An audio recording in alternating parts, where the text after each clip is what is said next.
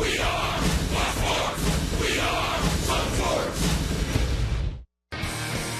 Rays' AL East rival Orioles come to town, boasting the best road offense in the league, led by slugger Chris Davis. Tasked with taming the O's thunder, his young right-hander Chris Archer, looking to move forward in his second start of the season. Let's kick this series off right now.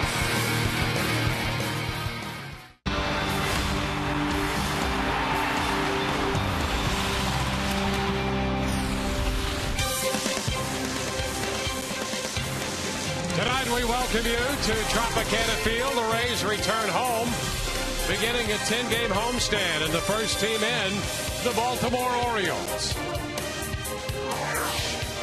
In the American League East, Boston up by a game and a half over New York.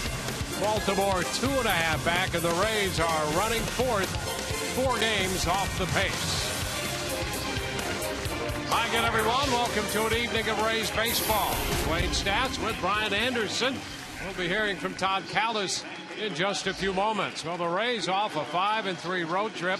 And on that road trip, Chris Archer made his first start in the major leagues this year for the Rays. Threw the ball well this time out, BA, looking for a little more command. Yeah, let's get something straight right now. Chris Archer has got great stuff. Overpowering fastball, a tremendous slider, a pretty good changeup. But what he's going to need to do in this start today is right there. Lower his sights just a little bit. There were just too many pitches that were elevated against the Indians in that ball game that they took advantage of, give them those 5 earned runs. Other than that, he's able to elevate with that fastball when he wants to, but then you bring into play that slider, the changeup. This kid, if he gets the ball down today with those 3 pitches, he is going to be absolutely fine going up against a very potent Baltimore offense. Well, the Rays are home just off a series in Detroit against the Tigers. If Miguel Cabrera does not repeat as the MVP and the Triple Crown winner, the guy here in the Baltimore lineup in the middle of that, Chris Davis, who leads the league, in fact, he leads the major leagues in home runs, might be the one reason Cabrera doesn't repeat. Well, we saw at the beginning of the year, the opening series here against the Rays, Chris Davis went off, and he has not cooled down at all. Look at those numbers. The 20 home runs already, 52 runs batted in.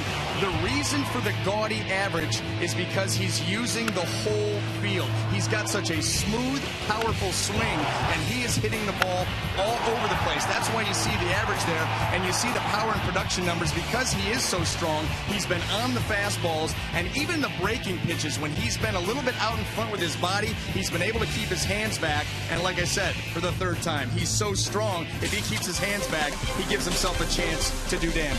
This is the first game of the 3-game series here against this Baltimore Ball Club to begin this 10-game homestand. The Rays have seen a lot of youth joining this club from the minor leagues. They're up to contribute, says Joe Madden. More on that.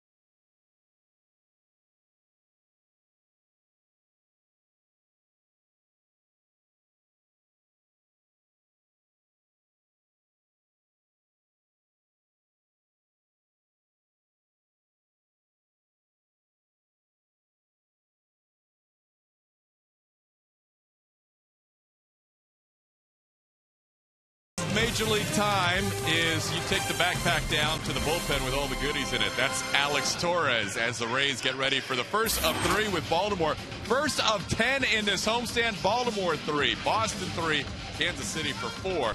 Should be a very interesting homestand as Rays come in 4 games back in the AL East. Torres is not the only young gun who has contributed this year to the Tampa Bay Rays. In fact, when you look at these guys, Alex Colomé in Miami with that phenomenal start in his Major League debut. Chris Archer will make his second start this season tonight.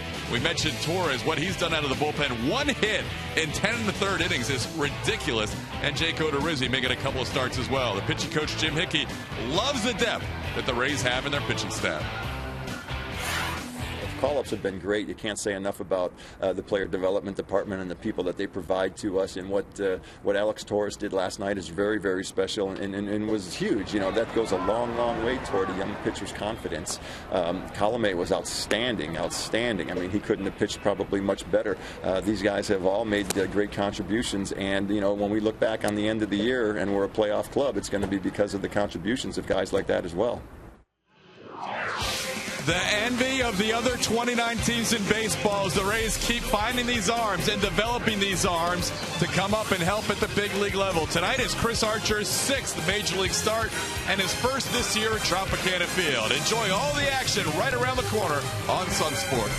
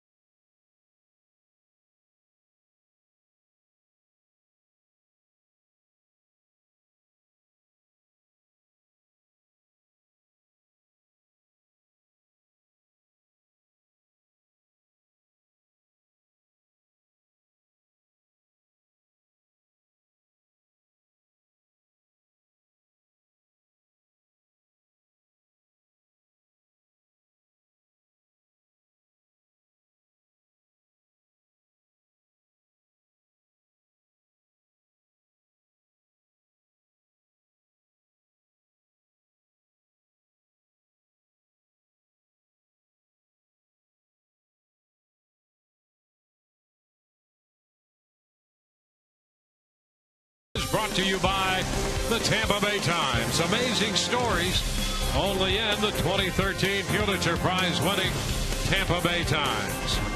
By Tampa Bay Radiation Oncology.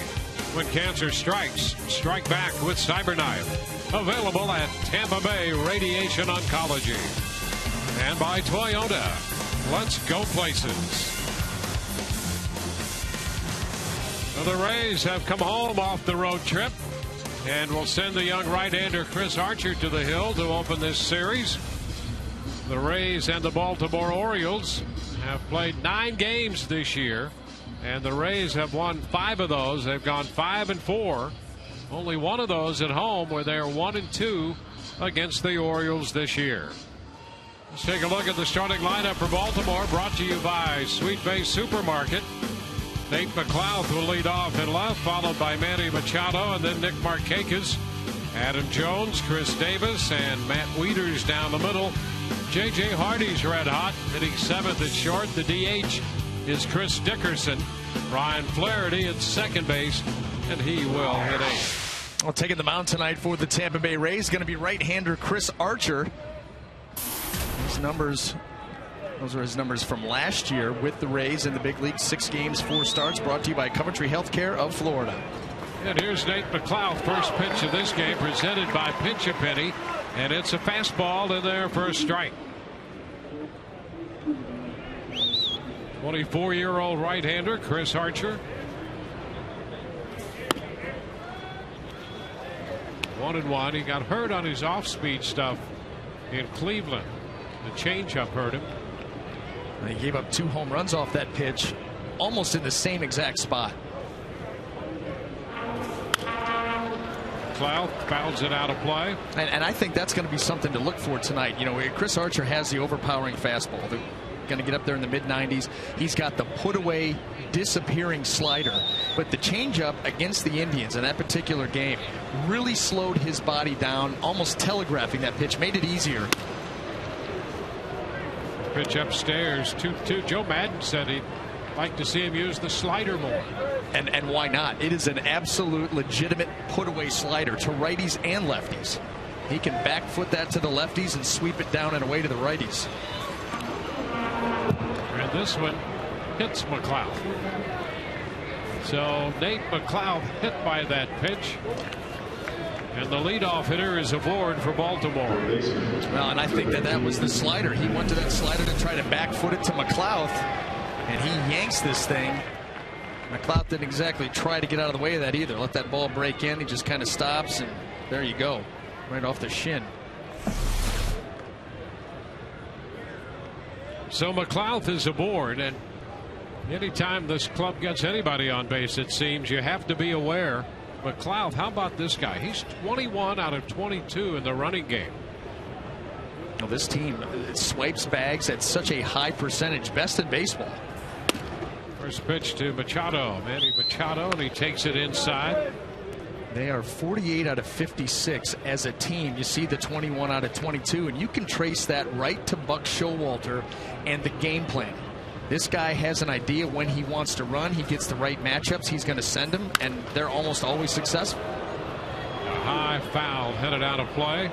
You know, we talk a lot about what the Rays do as far as putting together game plans and moving guys around. Buck Showalter's the same way with the Baltimore Orioles. Leaves no stone unturned, and nothing is going to surprise him or catch him off guard. Everything is planned for. And that guy right next to him, John Russell, he was the manager at Pittsburgh when McLeod was over there. In fact, McLeod stole 23 bases for the Pirates when Russell was the manager.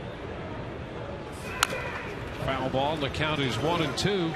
Stole 40 bases one year in the minor league. So you look at his stolen base mark, it's a little surprising, but he's accumulated some steals in the past.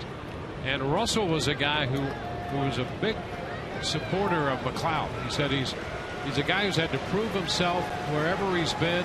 He's a manager's type player.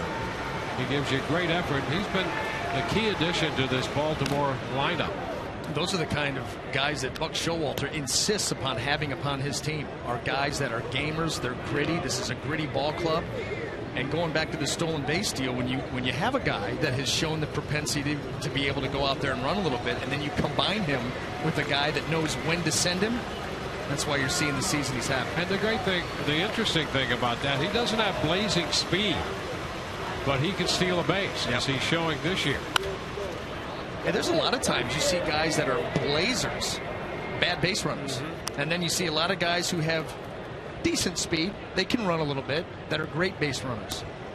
Pick your spots, know who's on the mound, who's behind the plate, what are your jumps like, and he's maximized.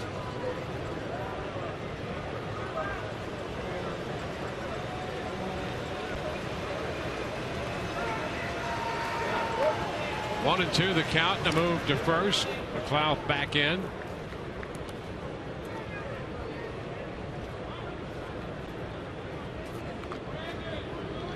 Archer hit McLeod in the leg, side of the knee, with a pitch to put him aboard.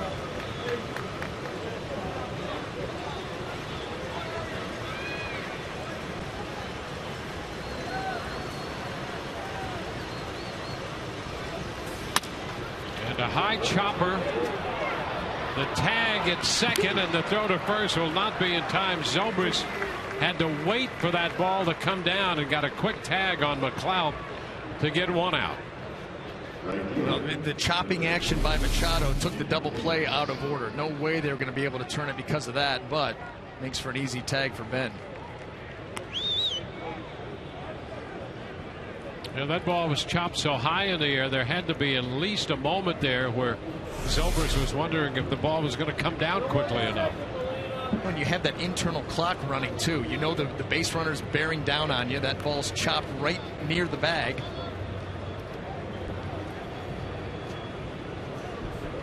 So the runner at first is now Machado.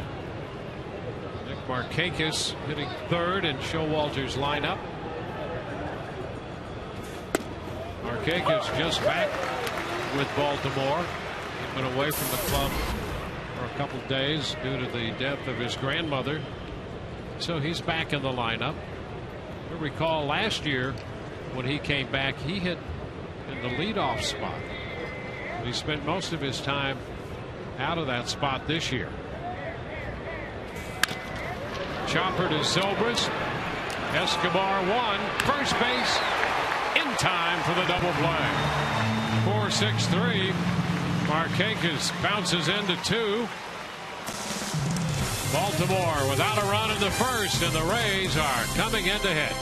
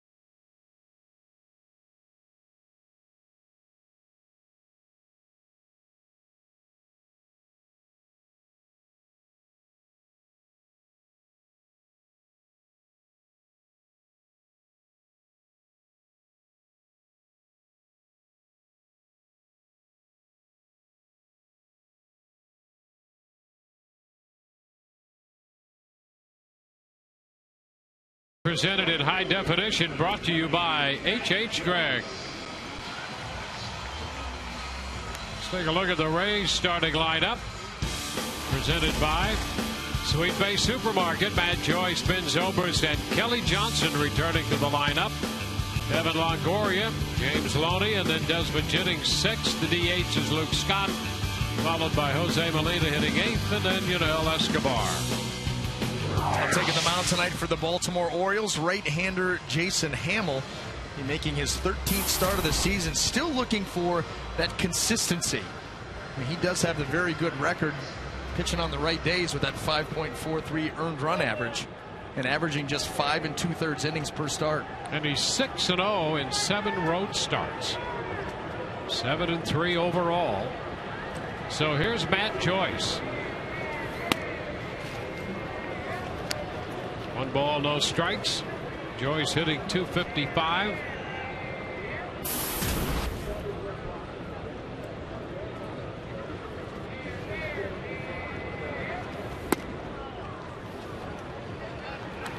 A 2 ball, no strike count.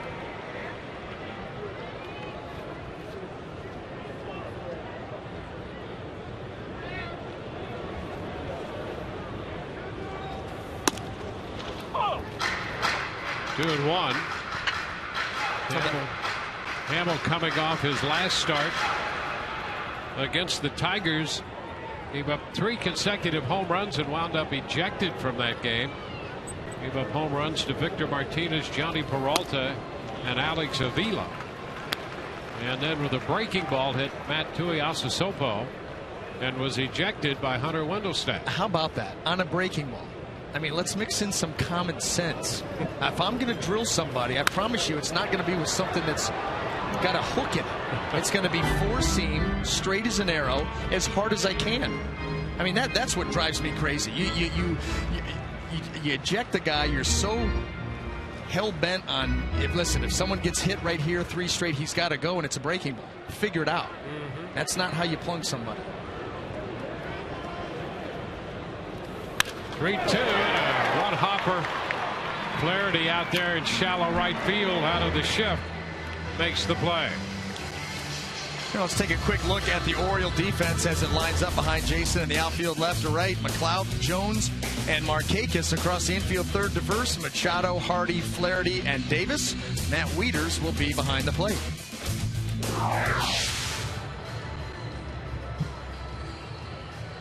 And here is Ben Zobrist. Been 4 of 7 lifetime against Jason Hamill. Has a home run among the 4 hits. And the breaking ball he takes for a strike. Well, ask and you shall receive, Dwayne. Breaking ball out over the plate.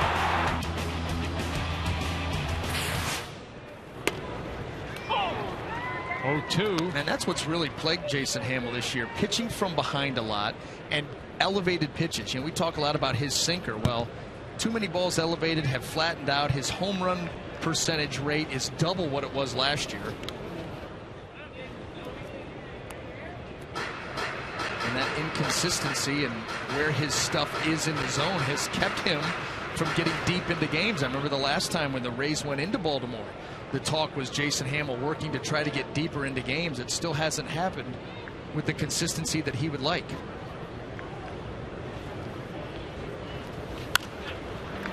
And the breaking ball is fouled back and out of play. Yeah, you'll remember, I mean, this Baltimore Orioles staff solid all the way through. But Jason Hamill was their opening day starter. And in the last few years, 7-13, 8-6 a year ago, and 7-3 this year. And to keep individual innings pitch counts low, there's one that's thrown into the dirt. Needed a cutoff man. So it's a 2-2 count. Still trying to get the field.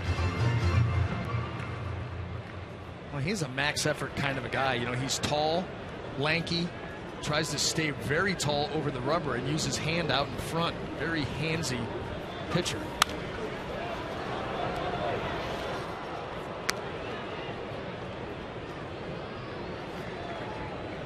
And that's what allows him, when he keeps the ball down in the zone, to get that good late action on it, because he's so quick with his hand and wrist out front. Well, he first came up with the Rays in 2006. Base hit into right field for Zobrist. The Rays have the first hit of the game, a 1-out single in the first.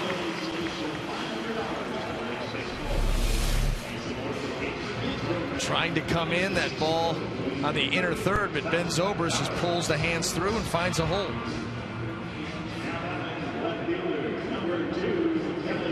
When he came up with the Rays in 06, they were impressed with his arm. There was nothing wrong with that arm, and it had to do with command then. Yep. Through his time with the Rays. Then he went to the Rockies, spent 09 and 10 and 11 with Colorado. Tommy Johnson shortens on the bat, takes the fastball out of the zone. Originally drafted by Tampa Bay in 2002 and got to the big leagues then for the first time in 06.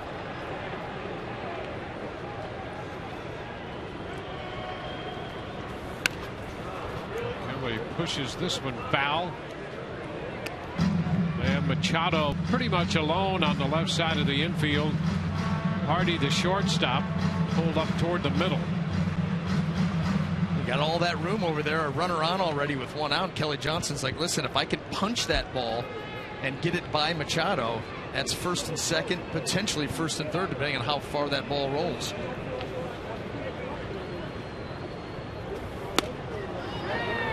A ball, 2 strikes. Kelly has had a fair amount of success, however, against Hamill, hitting .333 off him with 2 home runs. And you can see with those numbers right there why the Orioles would have the infield swung around. And a cut and a miss. He goes after the high fastball and misses. That was a very nice pitch by Jason Hamill, getting ahead of him away and then closing him out with something close to him and elevated. Just cannot quite get the bat there. See, the hands are low this year, and then to try to get on top of that ball with the hands being a little bit lower, almost impossible. You got to take that pitch and hope it's a ball.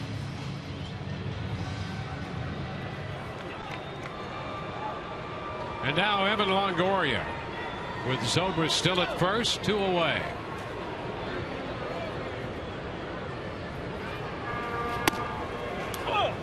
And there's a first pitch strike. Slider from the big right-hander. If Evan sees another one of those, it'll be a quick lead for the Rays.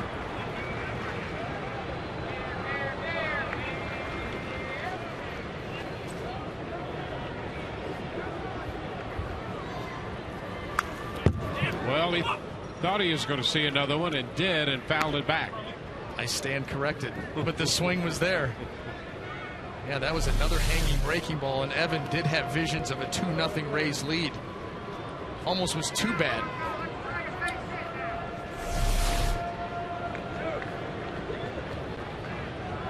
Well, that pitch headed for the same spot as the first one. Longoria had a different spot in mind. Upstairs, fastball out of the zone. 1-2. Well, no matter how you get there, you get to 2 strikes, and then he goes up out of the zone. So we'll see what happens here, and he took it. 20-pitch first inning already for Hamill. This is one of the issues he has encountered.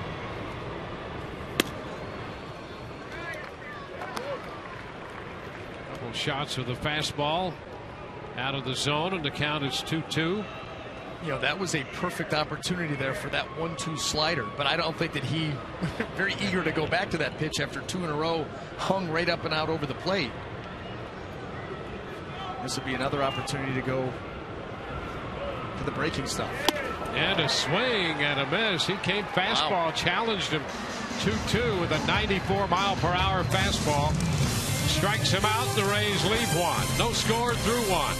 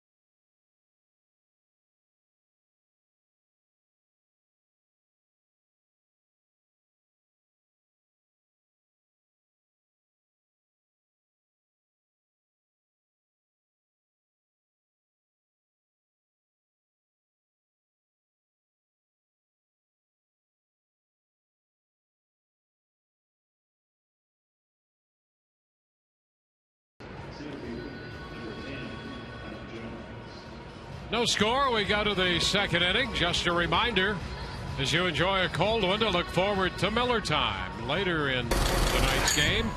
Brought to you by Miller Lite. Look at that. Already enjoyed one. Looking for number 2, and it's early. Looking forward to Miller Time later as well. Yeah. She's put some runs on the board early. Looking to add on.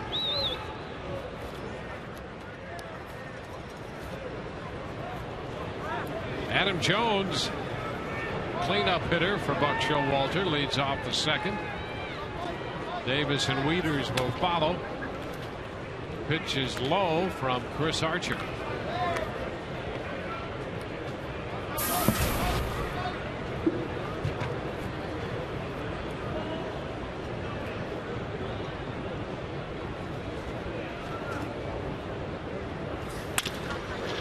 Down to short. Escobar in front of it, makes the throw to first.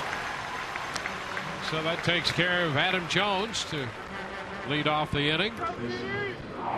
Chris Davis is going to lead it off. He's part of our Wendy's now. That's better from last year to this year in the slugging department.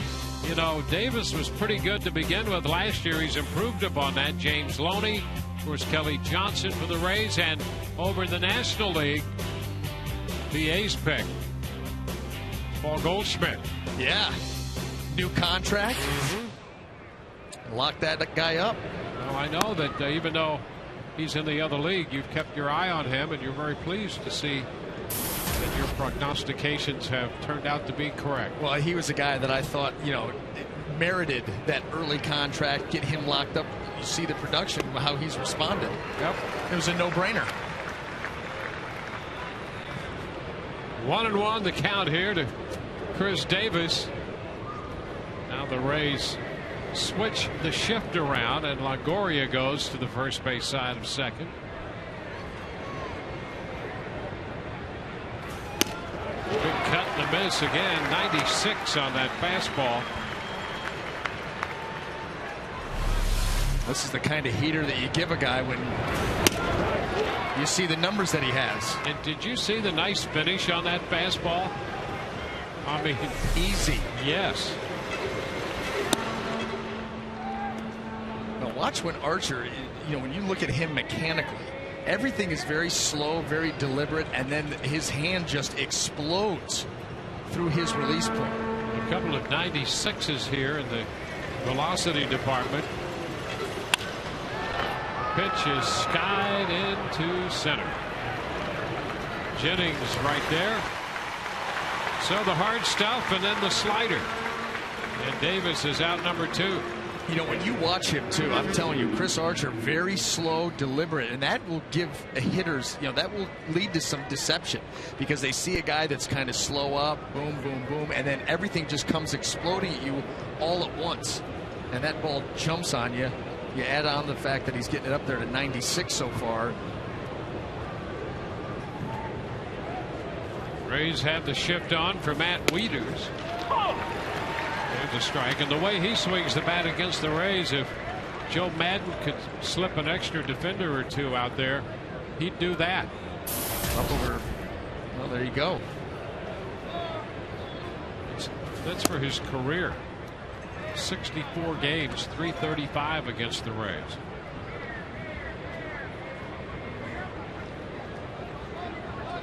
Hitting .237 overall this year with 8 home runs and 34 runs batted in.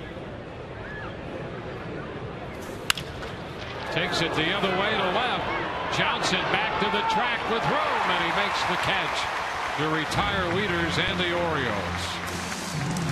Bottom half of inning number 2 coming up. No score.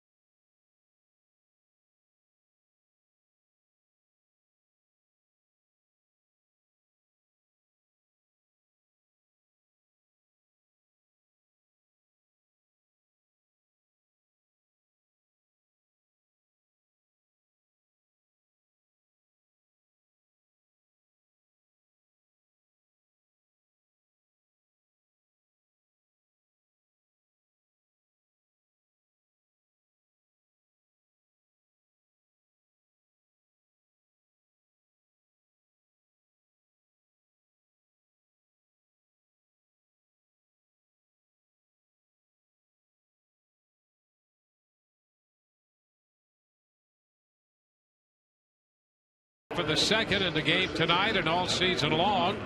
Tires Plus donates $100 to the Pediatric Cancer Foundation for every Tampa Bay Rays home run televised on Sun Sports.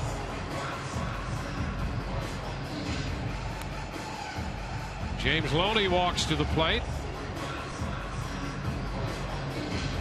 And with him comes an average of .328. And 3 career home runs off Jason Hamill.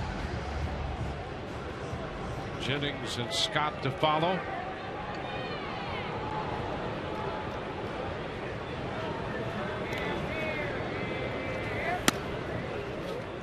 First pitch away. 1-0. Here through the first few hitters, a handful of hitters, Hamill still trying to find his command. Well, especially with the breaking ball. The breaking ball has, well, it's not been breaking. Not getting to his release point.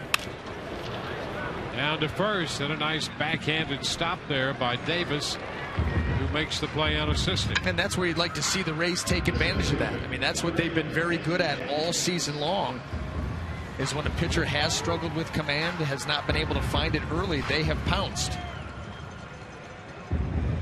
And in this season series, a lot of runs have been scored by these two teams.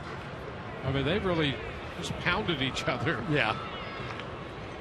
Well, the Rays offense is doing things that I don't think we envisioned at the beginning of the year through the first couple of weeks that they would even be capable of. Yeah, and I'm not sure the Rays realize that this offense could be as good as it's been, to tell you the truth.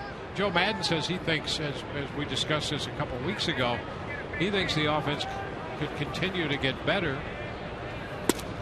And you know, Joe's a combination of an optimist and a guy who tries to figure out how to get every bit of talent out of a lineup. And he thinks he can get even more out of this one. And someone who's borderline crazy.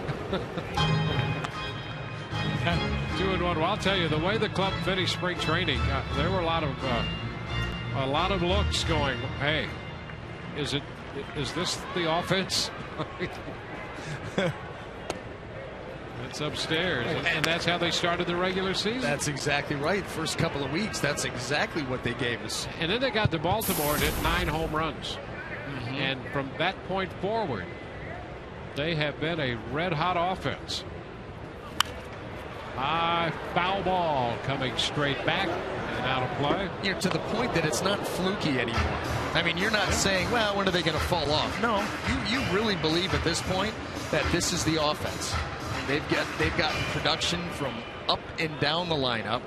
You know, a lot of times, and especially in the last few weeks, how many times have we talked about the bottom of the Rays lineup, the guys that have done the most damage? Machado scoops this ground ball at third. Jennings is out number 2. Well, in 9 games so far, these two teams have combined for 110 runs. Last year, in the entire season series, 18, they scored 117 runs. Both these clubs, the Rays and the Orioles, are striking out less than they did a year ago, when the trend continues to be more and more strikeouts throughout baseball. And they're both having great offensive years. Luke Scott rolls it by the mound and into the shift. He's thrown out by J.J. Hardy. 1, 2, 3, go the Rays. No score through 2.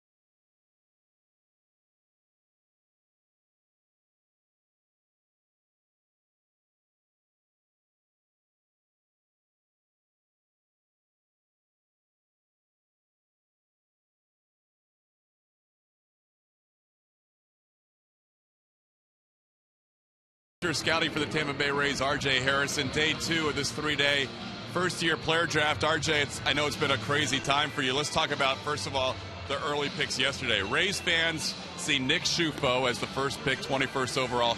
Tell us why we should be excited about him. Well, you should be excited because we got a good young catching prospect, left-handed hitter, great makeup, fine body, major league body right now, above average arm, tough kid, the kind of guy that you would bet on. And catching, finding good young catching is also different. Absolutely, and it's the toughest position. It's the toughest position to develop a kid because you have to do so many things to reach the major leagues at that position. You got to hit, you got to be able. We asked a lot of them, and we think that this kid's up to the task. You get Schufo, number 21 overall, as J.J. Hardy leads off for Baltimore here in the 3rd. Then a kid out of Arkansas, Ryan Stanek. Probably were surprised to see him at 29. We were happy to see him at 29, absolutely. And it's a kid that we've scouted since he's in high school. And, we're very happy to have him. He's a legitimate starting pitching prospect. And then you wrap up the day with Riley Unroe, and then you've got Thomas Malone and Kian Wong. Tell us about some of the other picks you made after the first-round pick. Well, Riley Unroe is a middle-of-the-diamond player, shortstop, switch hitter, above-average runner.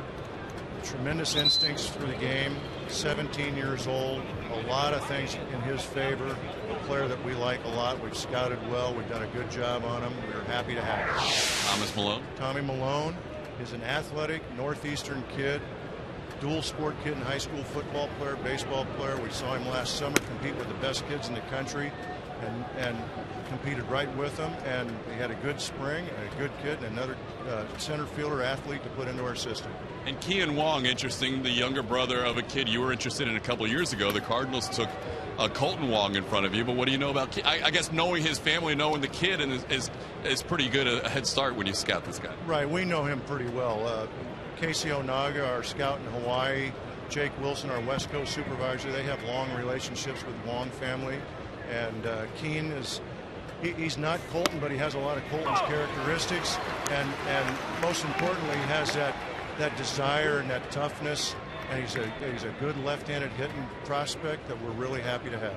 So you're through 10 rounds now. Tomorrow's kind of the speed round, huh? 11 through 40. Yeah, we line them up and get after, but as we were talking about earlier, we have some really good guys in our system, and some guys that have come to the big leagues that we've drafted after the 10th round over the years. So we're really serious about it, and we're excited about it. I know you have a lot more huddling to do with your staff. Thank you so much for taking the time, RJ. No problem. Thanks, Todd. All right, guys, back to you. All right, Todd, thank you. It's always an exciting time to draft, and when they pick that young talent. There's ball 4. Dickerson draws the walk, so he's aboard, and the first base on balls given up by Archer. Dickerson had spent some time at Norfolk, their AAA club, and so had Ryan Flaherty. And it so happens that Archer has 5 wins for the Durham Bulls this year, 3 over Norfolk, which is the AAA affiliate of the Orioles. So Dickerson and Flaherty, a couple of guys who, when they got together to figure out how they're going to approach Archer, they had the floor most of the time because they'd seen him in those 3 games that he pitched and won against Norfolk at the AAA level. What these guys are able to do is pass along information to the rest of that Baltimore lineup. However, until those guys actually get in the box and see what they're talking about, it doesn't do you much good. You may know what he features and what things, what they say they do, but it's going to come down to you seeing it. And that's that changeup by Archer. And that's the one thing that he needs to clean up just a little bit, is that changeup has a tendency to slow the body down. And that happens a lot with young pitchers, or with pitchers in general, that are thinking, I'm throwing a changeup, and that's what they're thinking. With a changeup, you go into your glove, you get that grip, and your thought is 4-seam fastball, I'm going to blow it by you. Pitch popped up. Longoria crossing into foul territory, gloves it. 2 outs. Yeah, that changeup he threw was 81. But even if he throws it with a with the same arm speed and it's 84. It's still effective because he's 96. And, that's right. And sometimes even higher than 96, but he's been as high as 96 tonight. Well, the reason that you throw the fastball, your index finger, your middle finger are your power fingers. When you throw a fastball, those fingers are behind the baseball. And that's why when you let it fly, you're going to max out your velocity. When you throw a changeup, whether it's Alex Cobb variety where you split your fingers or you throw a circle change, the whole purpose of a changeup is to get the power fingers from behind the baseball. Once you do that, you can throw it as hard as you want. It cannot go as fast as you would like. There's McLeod. He's taking a changeup for a strike on the first pitch. Well, here you go. I mean, when you're throwing your fastball, you get those fingers behind it. That's a good 2 power fingers, boom. And then the changeup, all you're trying to do is get these fingers out from behind the baseball. Whether you put them over here, throw a circle change, whether you split it.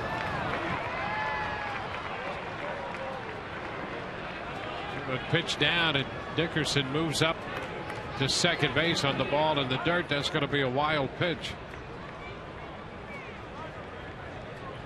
You can split the fingers like this. The bottom line is you're getting these 2 fingers out from behind the baseball. Once you do that, then your mindset is 4-seam fastball. I'm going to blow this thing by you, and it doesn't matter. You can't do it. You let that thing go. What you will do, though, is you'll have the great arm speed. You'll sell it, and the hitter will be fooled by the arm. He'll see fastball spin. He'll see fastball arm -8 to 10 out in front.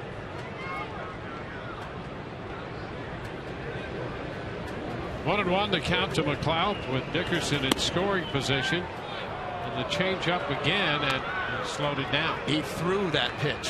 You know, the last one, 81, where his body was a little bit slow, that one was much better. Now the velocity was up a little bit, but so what? It's still -10, 11, 12 miles off the heater. That's a great range to be in.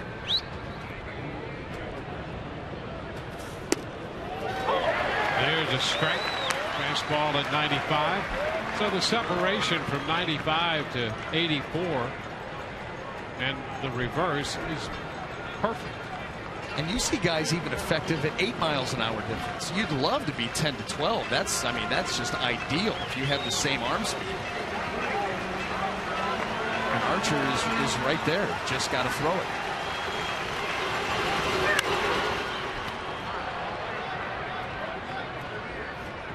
Count still 2-2. McLeod fouling away a slider.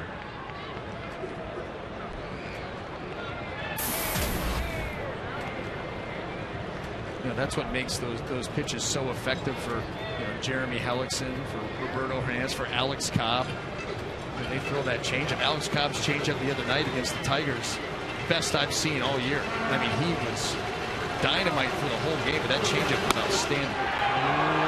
He just missed with the fastball. That one hitting 96, and he didn't miss by much. The count's going to go full. Let's take a look and see how close it was. Just off the upper reaches of the strike zone.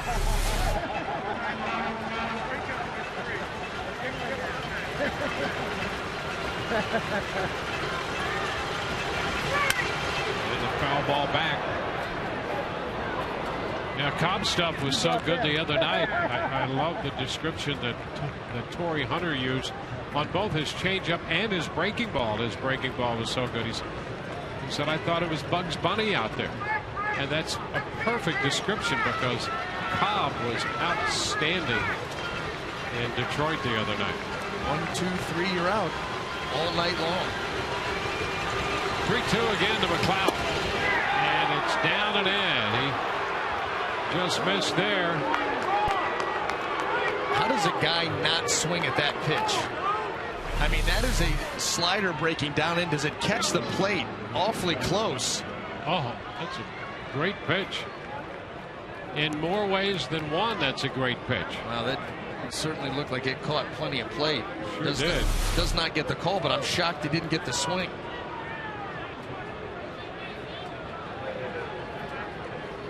Well, it might have been such a great pitch that he froze Locked them both up. McLeod and Lance Barrett, the plate umpire. That was a good pitch. Well, that's the thing. That's the thing that these umpires are going to have to learn. Archer's slider is so good, you cannot give up on it. You've got to track that thing all the way in. He throws it hard. The break is late. Yeah, now he has to face Manny Machado, who came into the game hitting .320. And a ground ball headed toward the middle, base hit into center. The run will score. Dickerson crosses the plate. Over to third goes McLeod. And Machado on a first pitch fastball chops it into center field. 1-0 Baltimore. Well, you remember Machado chopped that ball to Ben Zobrist his first time up in the first inning, led to a force play. Well, this one, he gets a little bit more behind it. That ball is out over the plate, and even with the good action, he's able to find the middle of the field and give the Orioles a lead.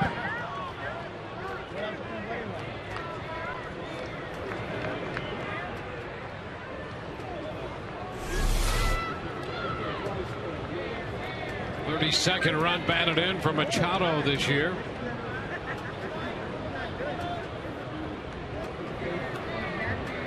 First and third, 2 outs for Nick Markakis. This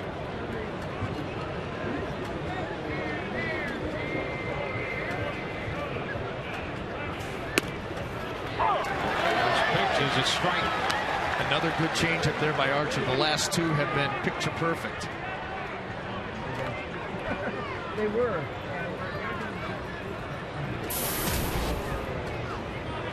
Well, that's some good pitching, though, right, Kevin?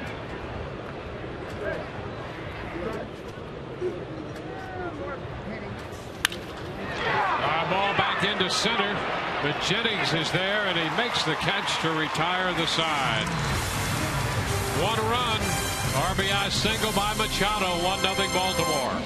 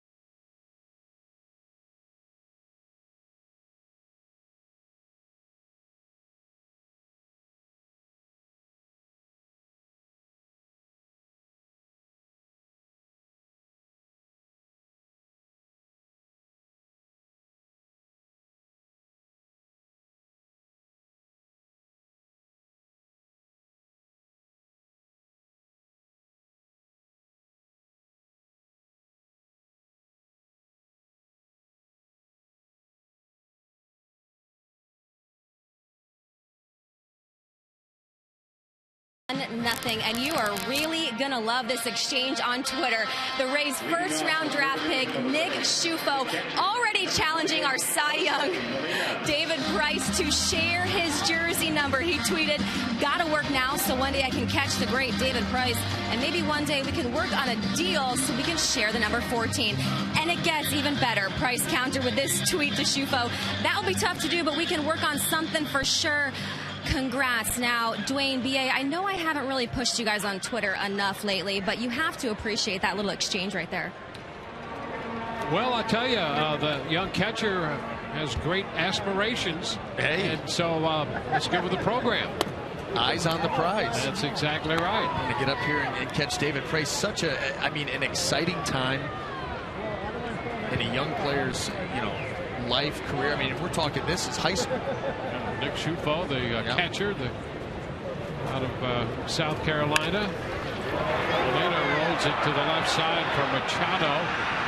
Machado takes care of that. 1 away. I remember talking with Andrew Friedman a few years ago about catching and the landscape of catching. and how his opinion then and apparently still now is that to get top-notch catching, you're going to have to develop your own. And so for the first time, the Rays make their first pick in the draft a young catcher. It'll be interesting to see how all that develops. But I tell you, the pitcher, we haven't obviously had an opportunity to see these young players, but Ryan Stanek out of the University of Arkansas, he's got big-time velocity. Escobar up the right side, and that's Markakis just inside the line making the catch. 3 pitches, 2 outs here. And the Rays, I think, feel pretty fortunate that they've had a chance to draft Stanek, that he was still available, because he's got a big-time arm. And he's a college pitcher, and they've got a chance to a little quicker. A little bit more advanced, obviously, and doesn't help the upper 90s with the heater. Get that good movement. He's got that flat little low, not low, but that flat 3/4 arm slot too, which is going to be able to be effective as far as deception, tough on righties, late movement to go along with that big time velocity. And yeah, you go for the high school catcher first, and then all of a sudden there he is sitting there a few picks later. 1-0 to Matt Joyce. Pitch is wide. 2-0. We'll take a look at Ryan Stanek. You can see how he drives that ball downhill. Big kid. See the slider there. And the liner into center field. That's going to drop a base hit for Joyce. The Rays pick up hit number 2 off Jason Hamill. Well, we only saw a couple pitches there, but you can understand why they would like him. Oh, yeah. I mean, already, listen, it all starts with that velocity and the fastball. And if you're able to command that pitch and the release point is consistent on it, then all the secondary pitches play off of that. That's why everything you talk about, establishing the fastball, and then the secondary pitches play off of that, because if you're able to get your hand where you want it each time on the fastball, well, then it would stand to reason that the slider, your hand's going to get out where it's supposed to be. The pitch is going to break like you want it to. Same with the changeup, curveball. A lot to work with. Ben Zobrist takes a pitch wide. Baltimore scored a run in the top of this inning. The Rays with a 2-out single from Matt Joyce. Rays still looking to advance a man as far as second base.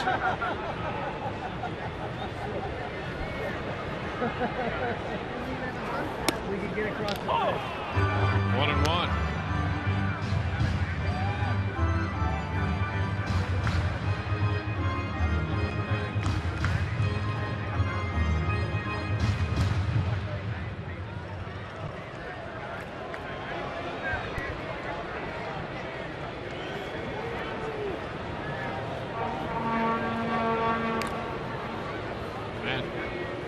Back in.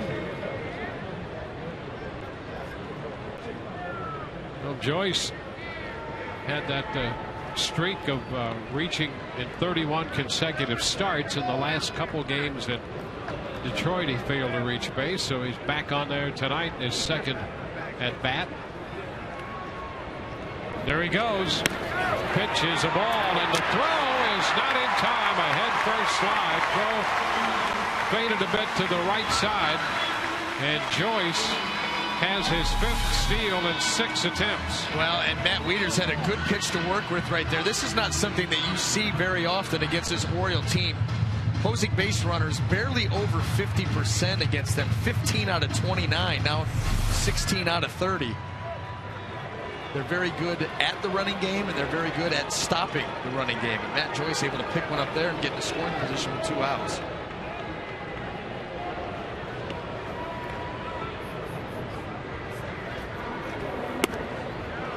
And now it's ball 3. And you know, those 2 categories that you mentioned are so important. And they've been so good at stealing bases and so good at preventing stolen bases. Because you turn a walk into a double. You turn a base hit into a double. An infield hit into a double. If you can steal a base. There's ball 4. So So those are little things that over the course of a game and certainly a season can really be significant. Well, that's what's allowed their offense to be so productive, is they not only have the power, I mean, they're heads and shoulders above everybody in the power department. Yeah, they lead the major leagues in home runs. There you go. And oh, by the way, stolen bases too. Yep. At least the American. And they're not striking out as much as they did a year ago. And they've got a lot of things moving in the right direction up and down that Baltimore lineup. Well, anything that they can do to try to protect that pitching staff, because that's what it's going to come down to for the Orioles. If they pitch, they'll be there at the end. If they don't, they won't. And they don't have a true stopper in the rotation, a big-time ace. I mean, they've got a lot of number 3s, number 2, 3, the whole rotation full of them. Henry Johnson fouls it back. Out of play it goes. They got a lot of depth in the starting rotation, but not frontline guys. And so they're going to need to score runs, which is exactly what they've done. And they're going to need their bullpen to pitch like they did last year. Yeah, they've scored over 300 runs coming into this series. Second in the American League in runs scored total. Johnson fouls the fastball right back. Finally returning to action after missing some time in the Detroit series with tightness in his back.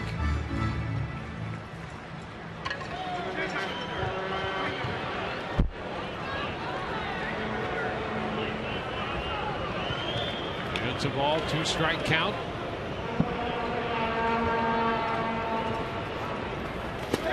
Into the dirt.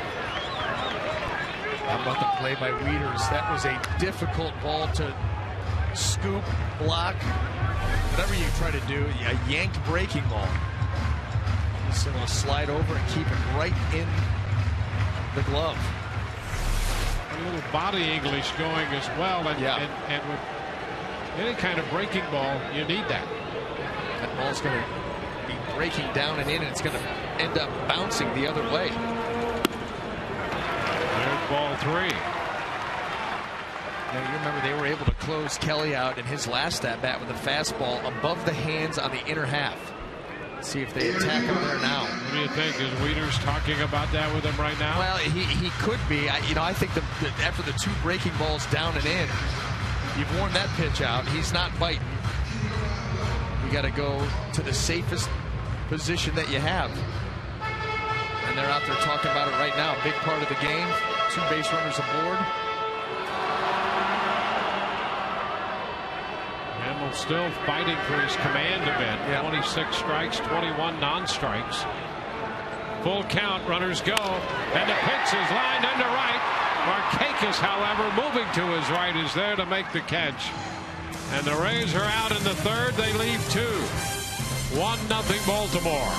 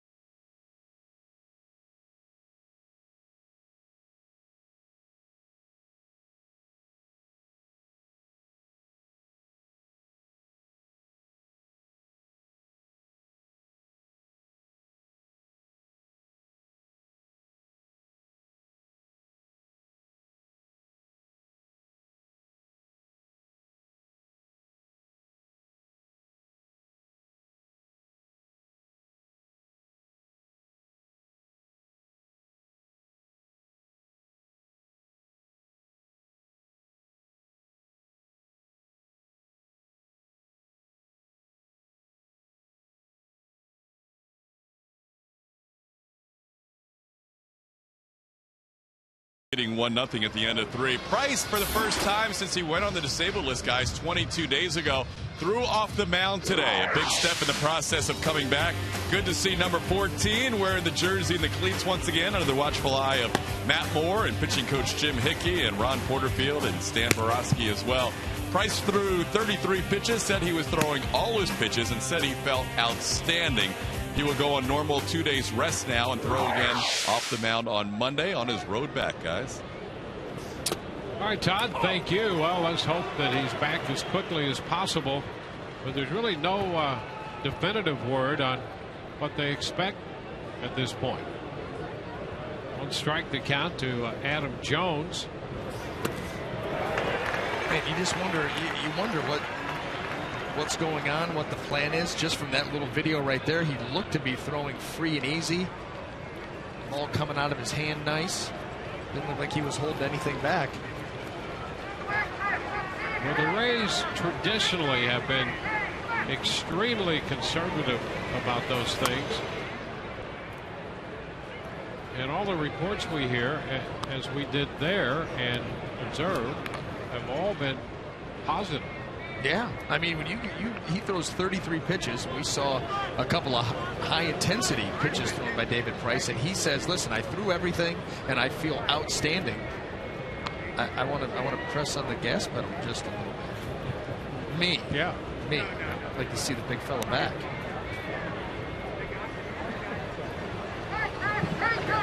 One and two, the count to Jones. Davis next. Weeders to follow. Chopper down to first, and Loney is there to glove it. One away.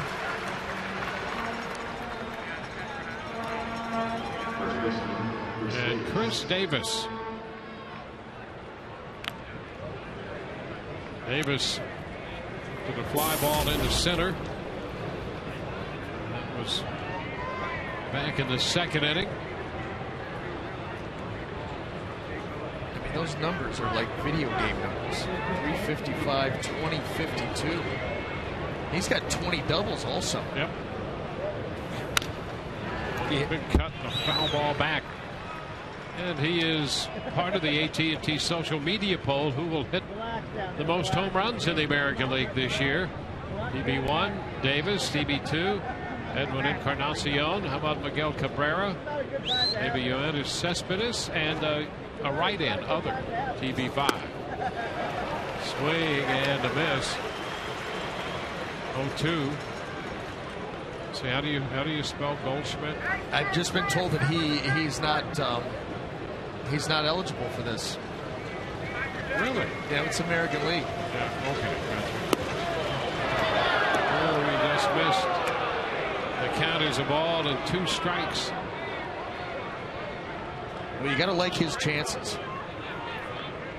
Chris Davis, you talk about what he's been able to accomplish. He just is seeing the ball well, and he's just handling everything right now. That's why you see the average where it's at.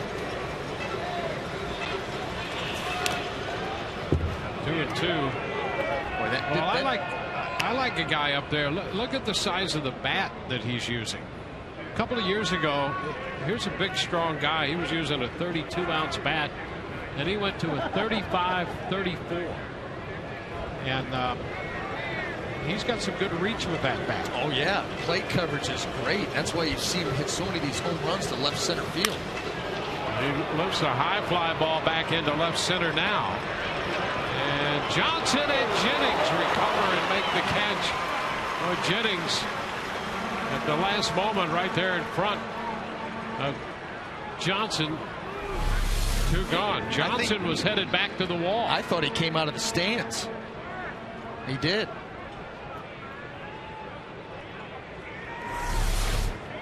GPS got bad coordinates there.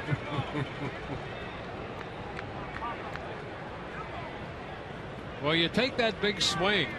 Yeah. And the Rays have seen him hit balls out in that direction.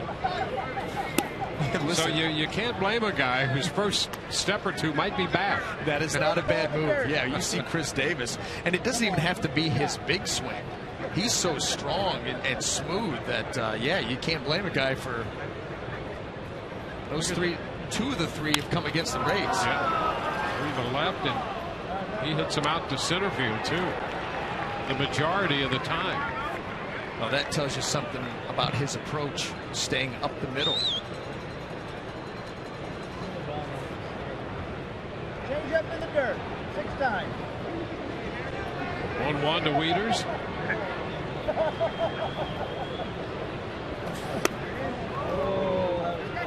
Two balls and a strike.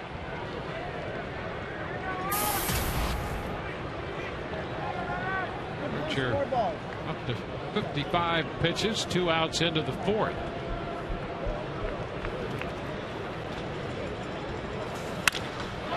Liner into center. Desmond is there. Makes the catch, retiring the side. 1-2-3, go the Orioles. 1-0 Baltimore, middle of inning 4.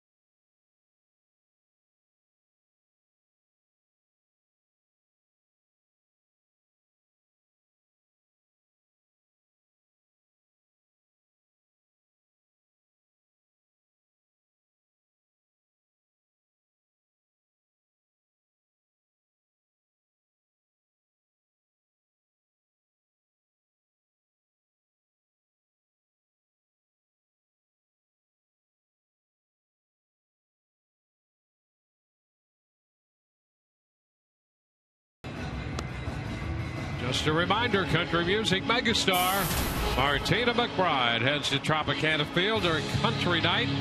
That'll be tomorrow night. The Rays take on the Orioles, and then Martina takes the stage, performing her greatest hits, including Independence Day. This one's for the girls and Concrete Angel. For tickets, visit RaysBaseball.com.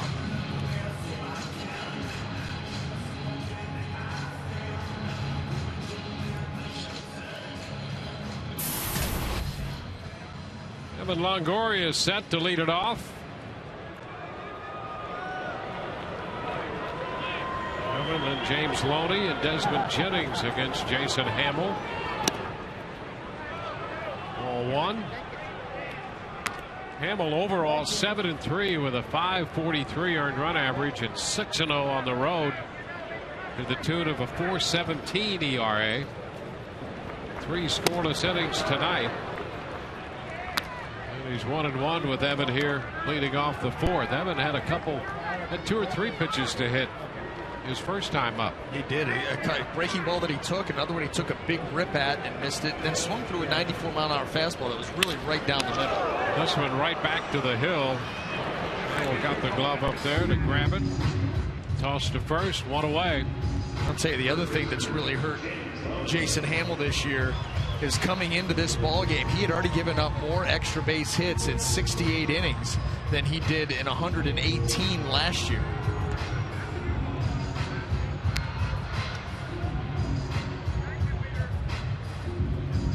He's doing a nice job tonight at making pitches when he needs to, getting some ground balls, moving the ball around the zone, and able to pitch around some mistakes that the Rays have not been able to take advantage of.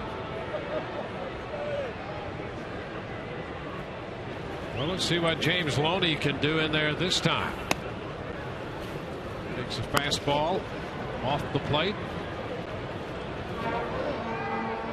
Blue Jays are home tonight, taking on Texas. The Rangers batting in the bottom or the top of the 5th inning at Toronto. That game tied 1-1.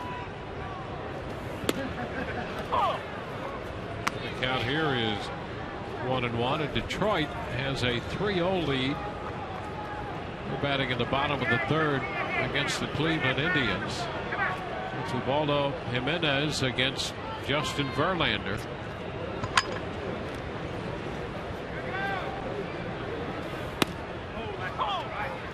Catches the zone. 1-2.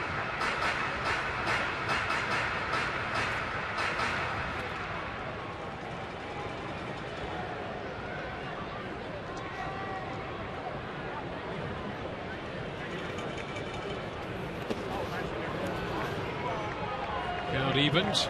That is the one pitch that Jason Hammel has had trouble with tonight, is the slider. We've seen some of them that are backing up, that are hanging, like the two that he threw to Evan Longoria, and we've seen a number trying to go down and into the lefties that he has yanked way out in front of the plate, right into the ground.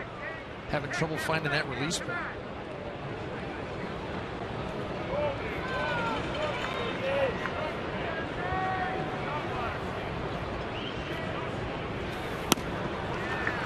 And the count runs full.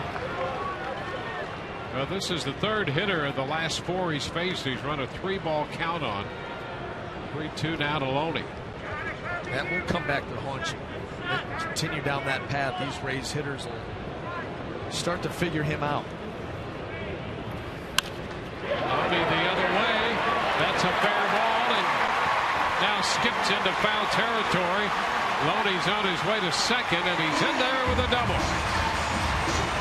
Loney's 16th double.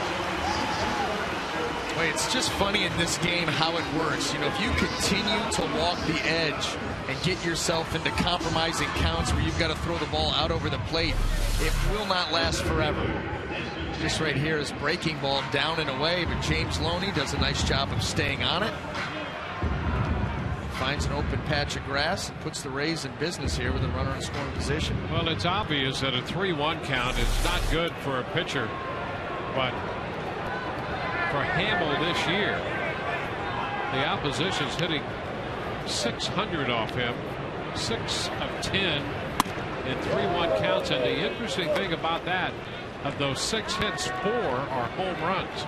So he's really paid the price for falling behind in the count. And then you think about what they've probably done after the 3-1 count. How many walks? I mean, you know, the batting average is .600. The on-base percentage going to be a little higher than that. He gets the call there on the outside edge, says Lance Barrett. Yeah, that is the way to really get bombed in this game at this level. Pitch ahead, pitch ahead. If you're going to be behind, you better have a pretty good changeup. Boy, you continue to fall behind like that, and you're asking for trouble. Fly ball lifted toward right center. Jones on the run for it. Makes the catch. Tagging at second, Loney. He's on his way to third and advances easily. Jones tracked it down in center field. And if the Rays are to do anything in the fourth, Luke Scott's up here now. He's going to have to contribute. And why not? Former team. Always like to do a little bit of damage to a team that you used to play for. And he came into the game 3 out of 9 in his career against the right-hander Hammel.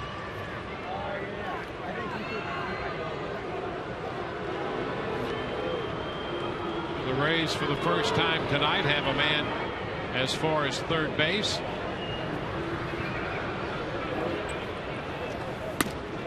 And that's a strike. Opening fastball.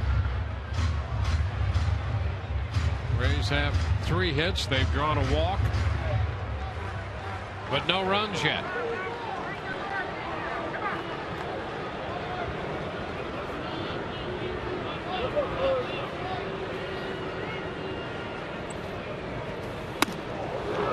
Scott goes after the fastball up and is behind in the count. 0-2.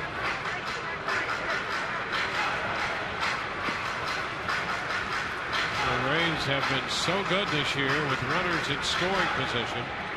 At the beginning of the game hitting .301, and Scott came in hitting .304 with runners in scoring position, but he's way behind Hammel now. Pitch is lifted Lifted into center. Adam Jones makes the catch, and the Rays are out into fourth, leaving a man in third. They trail 1-0.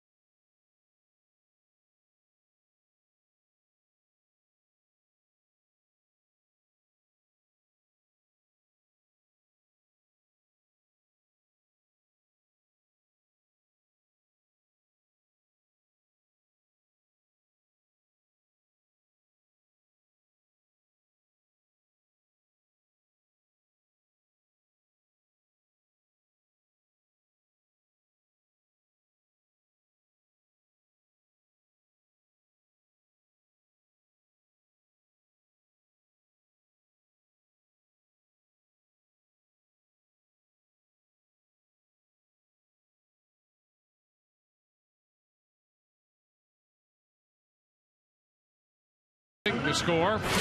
Time now for the Just for Men Auto Stop Foolproof Stat. And again this year so far, the American League East.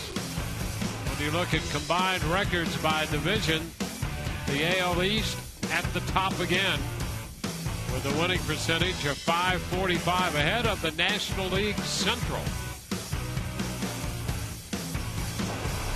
Does that surprise you? That the National League Central was in there? Yes. Yeah. I know. That's the American League East didn't surprise anybody. No. But a little surprised by the Central and the National League. Well, Pittsburgh. Yeah. Playing well. Yep. Cincinnati's strong club.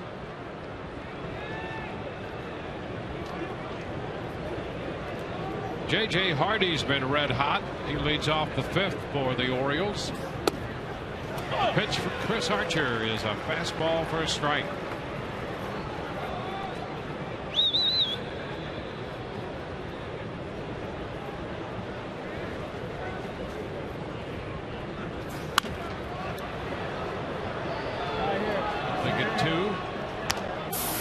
He popped out to second his first time in the third inning.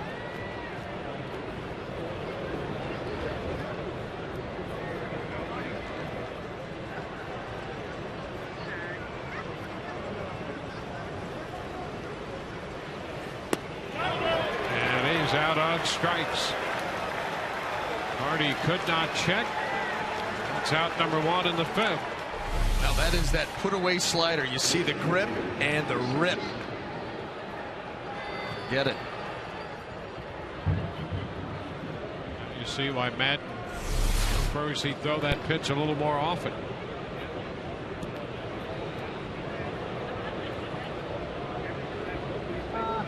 Now Chris Dickerson. Dickerson drew a walk and scored the only run of the game. Right back to the mound this time on the fastball. Archer with the underhanded toss on his way down the first base side. You got to be in good fielding position. That ball was destined for up the middle. Rays are playing a traditional defense. This ball's going to get by, but it's glove side and boom. Quick reflexes.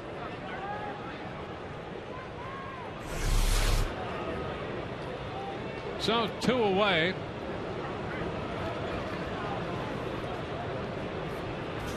And Flaherty into center field, and that's going to be over Jennings' head. One hop to the wall, and Flaherty is on his way to second with a double. That ball was scorched off the bat of Flaherty And Jennings made a quick step in and then tried to get back in time. Did you see the action on this? There's not going to be a replay show the action on this ball, and that's what fooled Desmond Jennings. These outfielders will tell you those line drives right at you are the toughest ones to play, especially in center field. But this ball was moving all over the place. Look at that thing going, just knuckling and able to clear Desmond Jennings. I mean, those are so tough. You can see it up here, that ball just swerving around. It's a 100-mile-an-hour knuckleball. It's amazing, isn't it? Because you think about hitting the ball so hard that it's straight. You hit it so hard that you knock the straight out of the ball. And it knuckles. That's what happens on it. My dad has hit me that hard before. Knocked me the straight right out of it. Trying to straighten you up. Or straighten you out. One of the two. Well, whatever. It hurts. 1-0. Every once in a while you'll see a ball like that, and boy, you try to play it, good luck. Yeah, that's exactly right. It is. It's like a 100-mile-an-hour knuckleball coming right at you. It's tough to judge, even more so when it's moving and it kind of carries a little bit more. Can't hardly blame Desmond for that.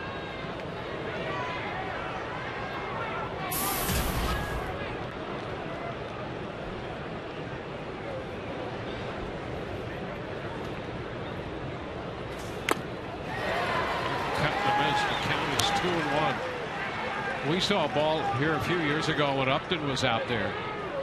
It was hit so hard it almost took just a big right angle of a turn, and in the middle of the outfield just skipped right away in midair. Just turned. I think, what in the world was going on out there? You don't see that often. The ball's really got to be hit hard for that to happen.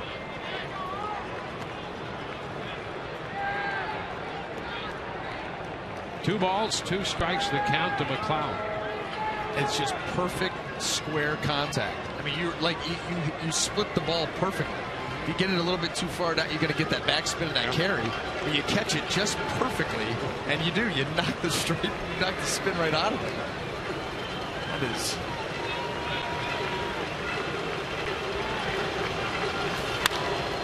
Into center field. Here comes Desmond to make the catch, to retire the side. Man left at second. We go to the bottom of the 5th, and it's 1-0 Baltimore.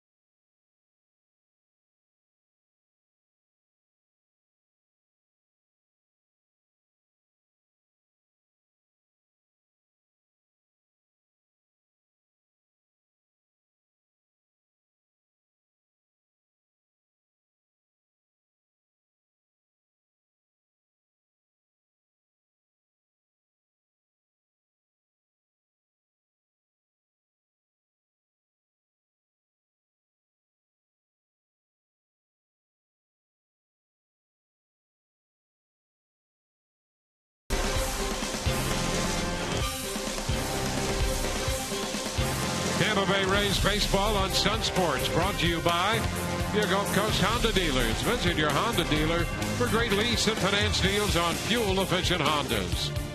By This Is the End in theaters June 12th. And by Checkers. Feast on. Jose Molina in the batter's box goes after the first pitch and bounces it foul. Campbell 63 pitches through 4 and 1 pitch into the 5th now. He's allowed no runs. He's walked a man and has given up 3 hits.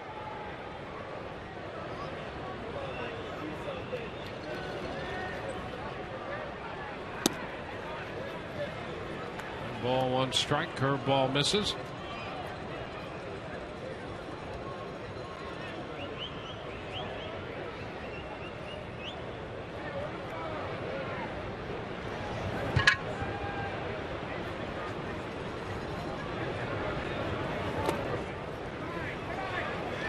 Two and one.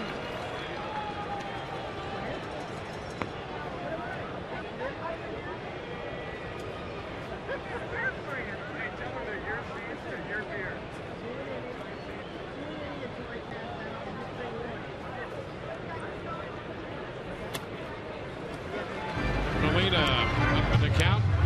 3 balls and a strike. Fidel Escobar waiting on deck.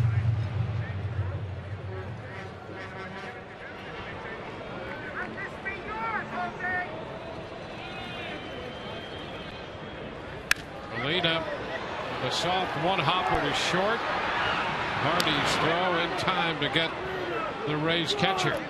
1 away, bases empty, and we'll check in with Todd once again. Todd? Dwayne, when we were on the road in Cleveland last Saturday, University of Tampa did it again. 6th national championship. Coach Joe Urso's been a player for 1 of them and a coach for 3 of them. Congratulations. Tell me about this year's squad. Well, this was my favorite group of all time. Highest GPA we've ever had. And they were just a special group of guys. It was all about chemistry with this group, and just so proud that they were able to bring home that 6th national title. How about that? University of Tampa getting it done again, back-to-back in 06 and 07. We have a lot of the guys here, and before the game, they had a chance to take a little BP on the field, right? Well, it's nice to know someone, and Joe Madden's been so special to me in my career, and when he invited us out again, the boys are excited. Put a couple balls in the seats with the aluminum bats, and just another great time for the Spartans. Breaking ball that sends Escobar to the dirt. Fortunately, Hamill is not ejected from this game. It is 1-1. Joe, when you talk about this team, you already have a guy who was drafted today. What a day for him, huh? It was special. Michael Adams, 7th rounder by the Boston Red Sox, and we feel like we'll have a few more Spartans taken this year. We think maybe 7 or 8 in total. So another great year. Excited for our guys to have a chance to move on to pro ball. One shortstop throws out the other. J.J. Hardy makes the play. So you guys got a chance to go on the field. You threw out the first pitch. Draft day is here, and you're hoping as many as 7 or 8. Is baseball right now, University of Tampa, you said this is your favorite team. For you, you've been there a long time. Is it as good as it's ever been for you? It is. Me and Coach Militello are just so proud, both alums, and to take this program that was already successful and keep it going and in a lot of ways elevate it to the level we've been at, winning 3 titles in the last 8 years. Just so proud to be part of all this. That looks like a James Loney bat, is it? Nice. And what did you get? Ryan Roberts. I got Ryan Roberts, and he got... And this is all the guys here in the red shirts. There's some of the guys coming back right now from getting concessions. So there you go, guys. University of Tampa national champions. Back to you. Yeah, congratulations for another great year.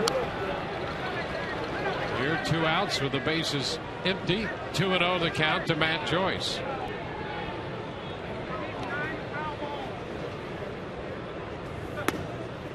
There's not much better than college baseball. I mean, and winning a championship. Yeah. No, I wouldn't know anything about that. National championship. But with these guys, you talk about living together. Such an experience. And I'll tell you what a successful program.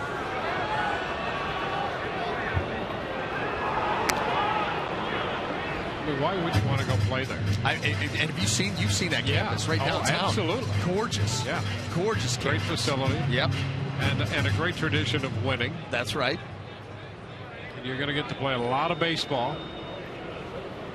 I'll tell you, the kids down south have such an advantage. McLeod after this one, he's got it. 1, 2, 3. Rays down. We're through 5 tonight at the Trop. 1-0 Baltimore.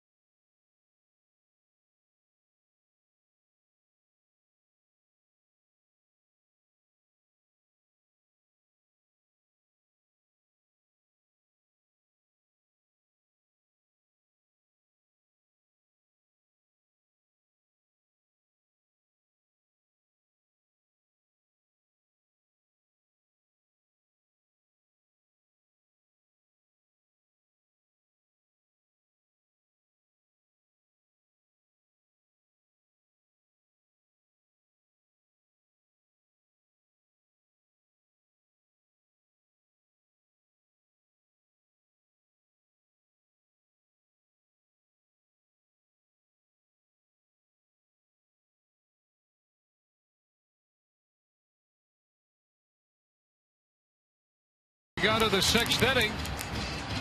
Your kid's favorite rock band is coming to Tropicana Field. Imagination Movers set to perform Sunday, June 16th, following the Rays when they host the Royals during Family Fun Day, presented by the Tampa Bay Times. Visit RaysBaseball.com/concerts.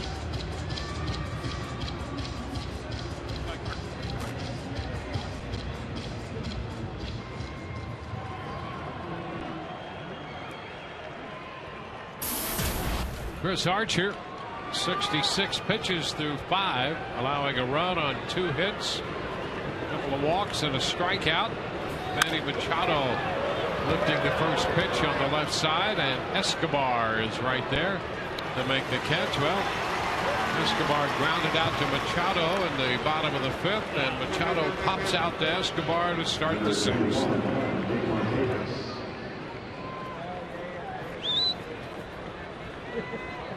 Nick Markakis.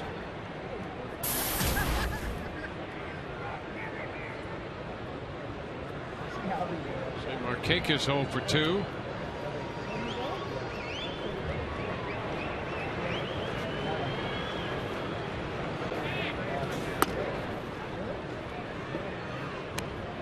I always wonder that pitch right there, why that's up. It looks like it's right at the belt. A lot of pitchers have asked that same question. It's not like that's where you want to live.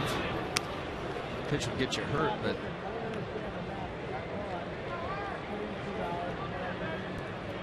yeah, you start truly interpreting that strike zone.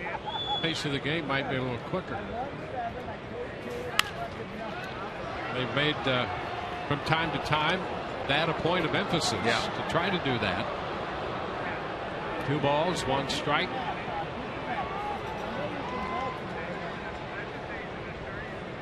It's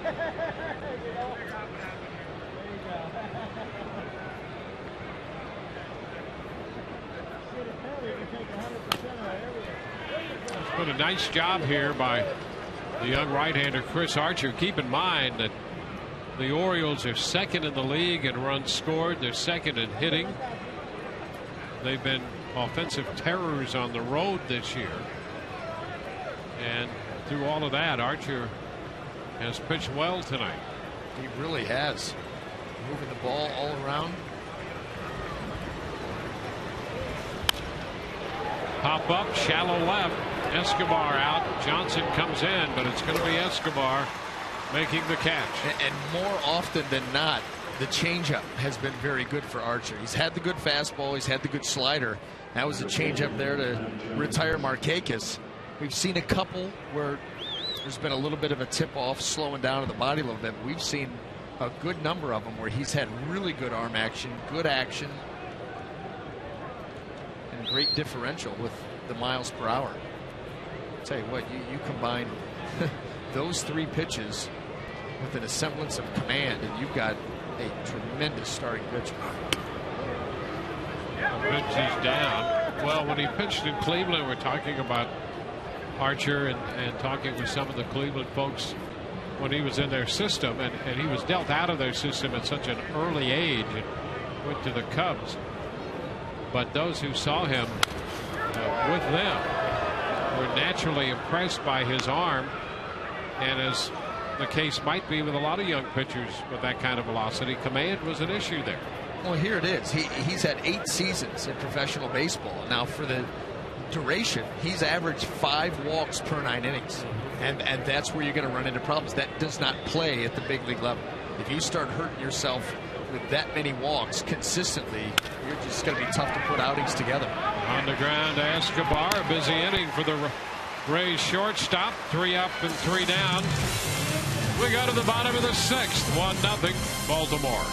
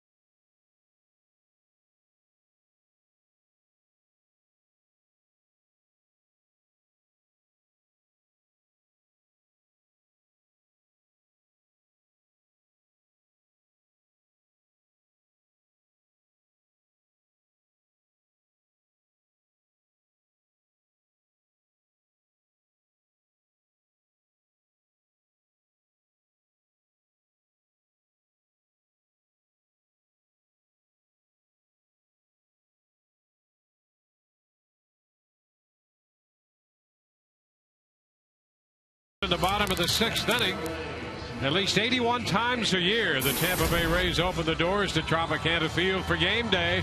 Fans may come for baseball, but from hot dogs and Cracker Jacks to music and giveaways, a Major League game experience is multifaceted.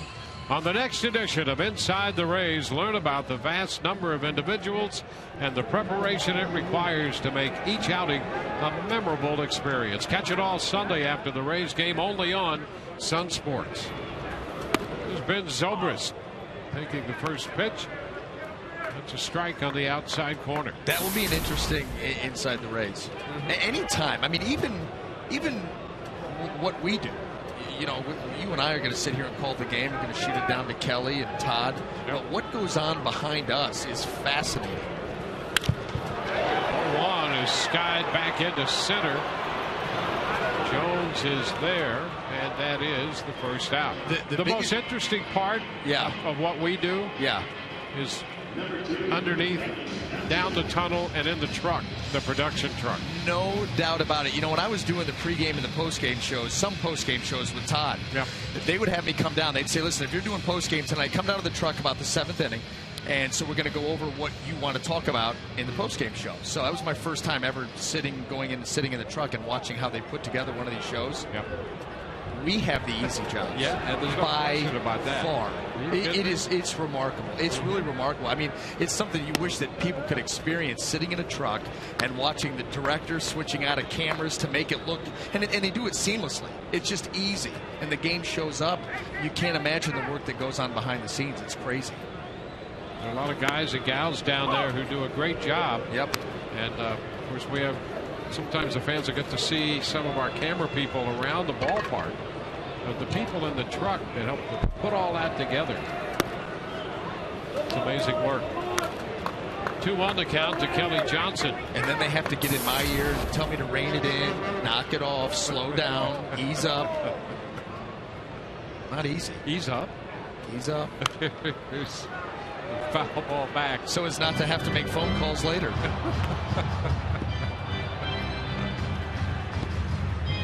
Just all part of a day's work. Never boring. No. 2 balls, 2 strikes here to Kelly Johnson, trying to get a hold of one, and sends a popper toward the line and left. Hardy angling out, and that ball will be caught by McLeod.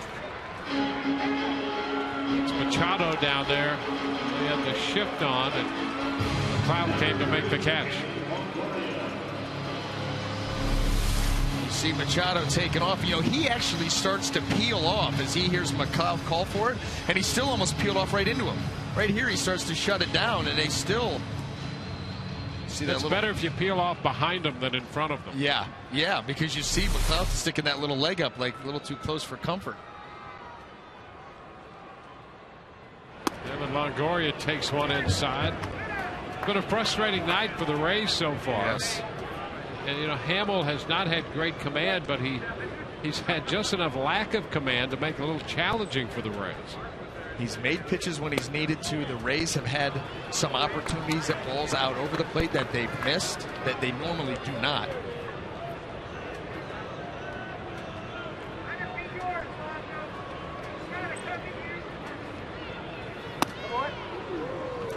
It's 3-0 to Evan.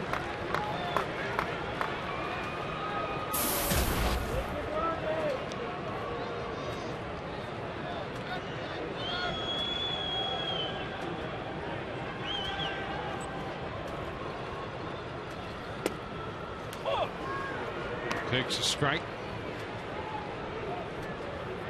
2 outs. Loney would be next if Evan should keep the inning going.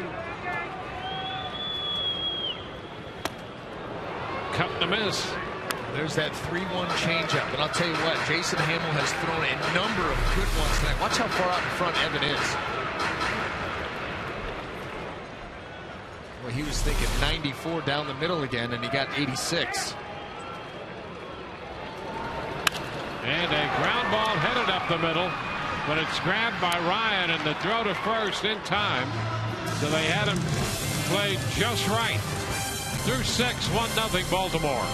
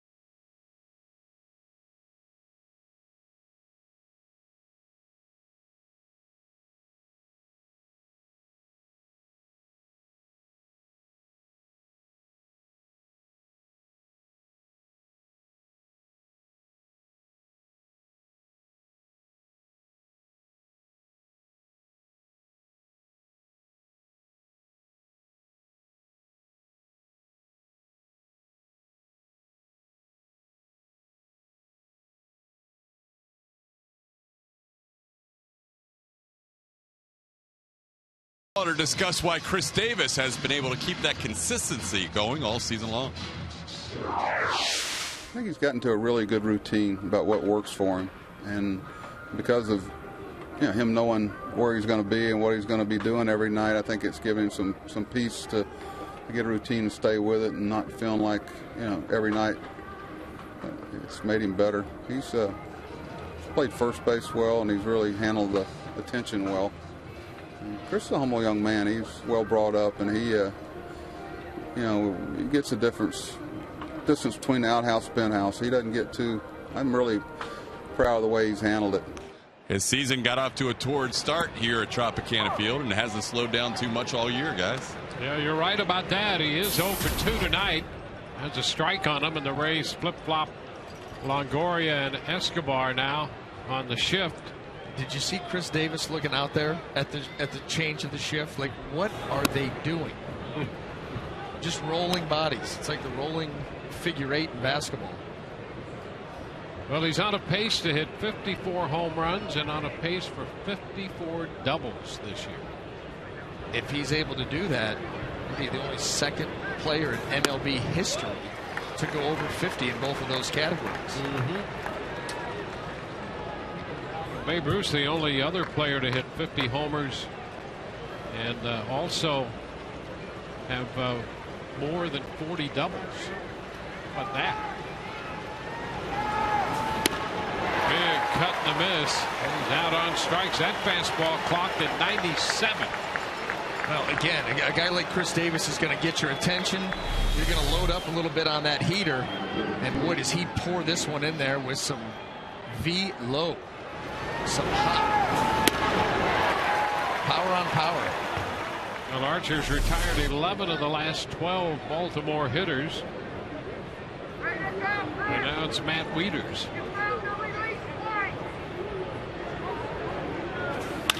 Ground ball and a great backhand stop by Longoria. Throw to first in time. So Wieters is retired.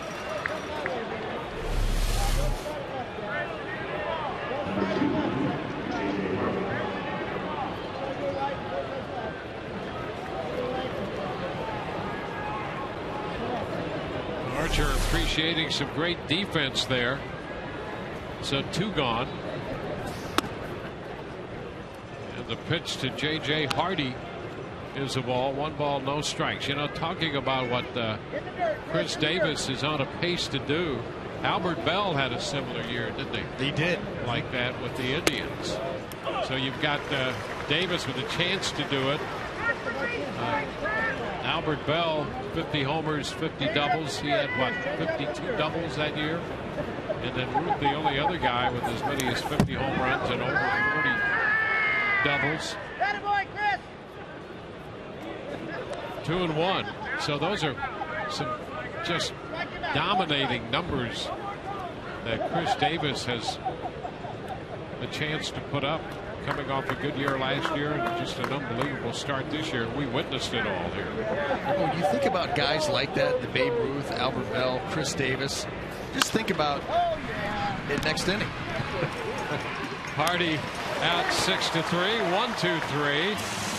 7th inning stretch time. It's 1-0 Baltimore.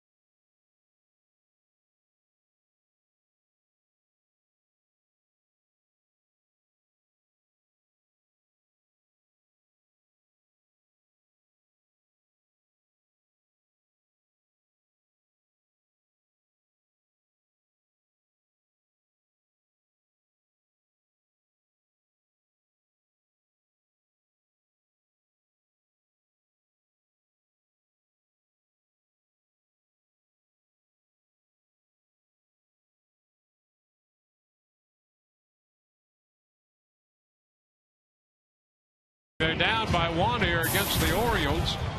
Join the team with Rays season tickets. Get the best seats, biggest savings, and exclusive benefits throughout the year. Reserve your seats today by calling 888-FAN-RAYS or visiting RaysBaseball.com.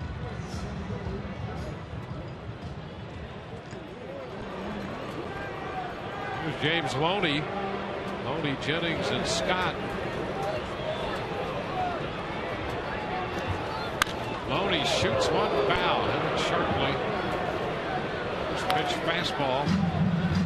Loney's the last base runner the Rays have had, so Hamill has retired 8 in a row. Loney doubled up the left field line in the 4th.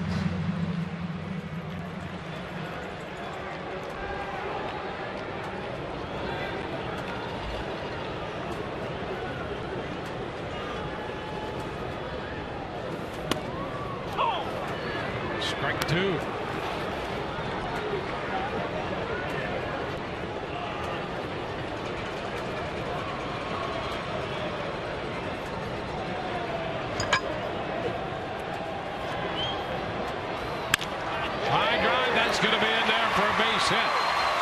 Jones in front of it to make the pickup, a leadoff single.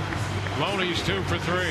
Great start here for the Rays. Finally taking advantage of a mistake. 0-2 pitch was too good. James Loney, with that good plate coverage and that ability to go up the middle and the other way, takes advantage. That ball right on the outside corner, and he just shoots it. Leadoff man aboard. Maybe this is the inning the Rays finally break through. Desmond Jennings 0 for 2. One on the ground to third, thrown out by Machado, and then he hit the fly ball to center, caught by Adam Jones.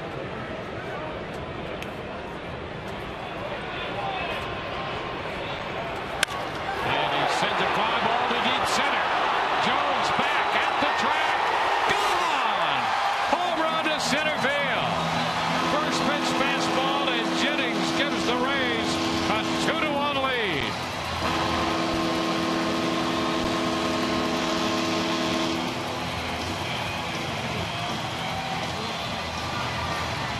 That ball was absolutely crushed. Finally, a pitch out over the plate. The Rays do not miss it.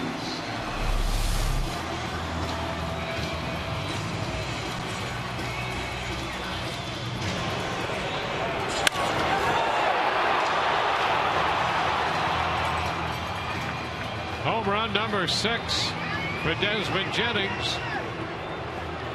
And the Rays grab a 1-run lead. Luke Scott takes a pitch off speed away, off the plate, 1-0.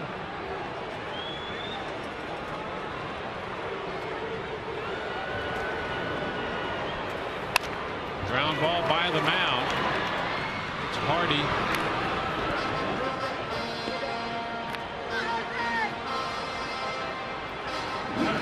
Scott, the first out. Second time they've gotten him on the shift, and Hardy's taking care of the ball. How about Desmond Jennings? I'll tell you what, the opportunities that the Rays have had tonight, as far as pitches out over, not taking advantage, and then James Loney on an 0-2 pitch was able to shoot the ball the other way, and then Desmond jumping all over that first pitch. Molina. Strike 1.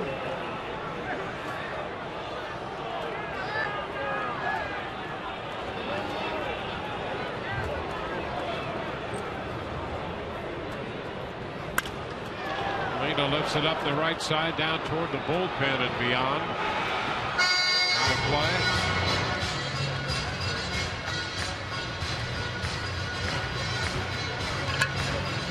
Joel Peralta has started to throw in the Rays bullpen.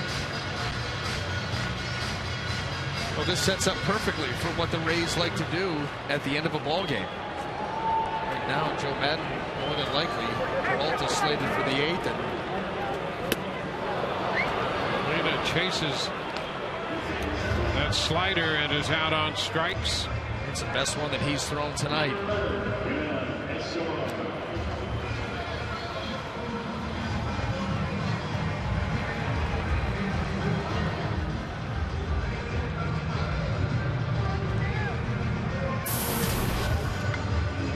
Bases empty, 2 outs, 2 runs home.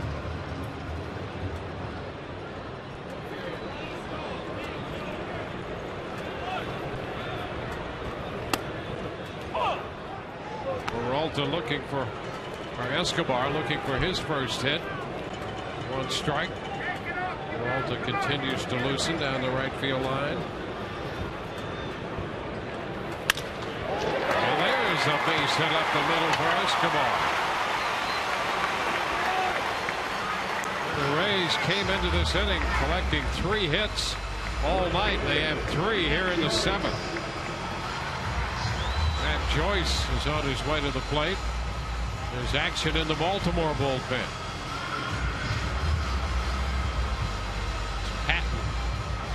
Troy Patton, the lefty, throwing down the left field line.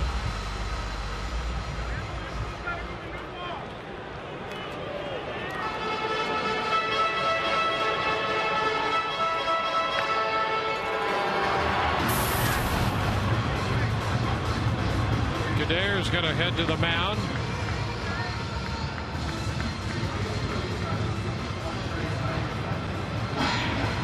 Matt 1 for 3 tonight off Hamill. That was a single back in the 3rd. Tomorrow, baseball night in America returns as Mike Trout and the Angels head to Boston to take on David Ortiz and the Red Sox. For Carlos Beltran and the Cardinals travel to Cincinnati to battle Joey Votto and the Reds. Baseball night in America begins tomorrow at 7 p.m. Eastern, 6 p.m. Central. Angels and the Red Sox postponed tonight, as were the Marlins and the Mets and the Twins and the Nationals in Washington. Now here's Matt.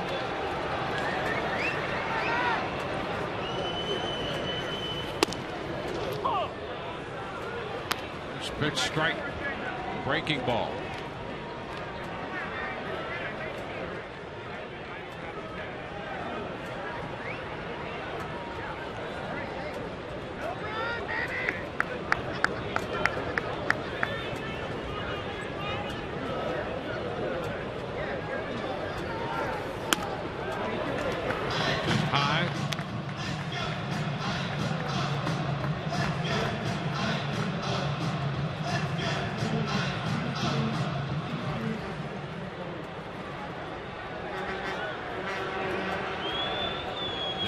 Jennings giving the Rays the lead with his 6th home run of the year, his first home run since May the 21st. That came on the road in Toronto. 2-1 to Joyce.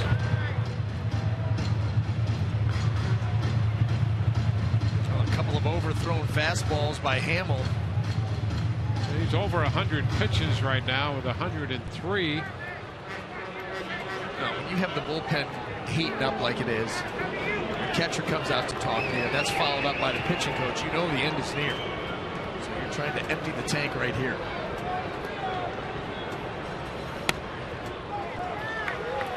Now 3-1 to Matt. You know what Jason Hamill wants to do here. He obviously wants to finish this inning, give himself a chance that the offense can come back, maybe sneak in a win. You'd hate to come out right here, but you got to make a pitch, and you're in a bad count against a guy who's been swinging the bat well. Well, and we mentioned earlier what's happened, 3-1 to him most of the year, and he walks Joyce this time. And that'll push Escobar up to second base on the walk to Joyce, and it gets Buck Showalter out of the dugout and on his way to the mound to make a pitching change. Hamill running into a little trouble here in the 7th. 2-1 Rays.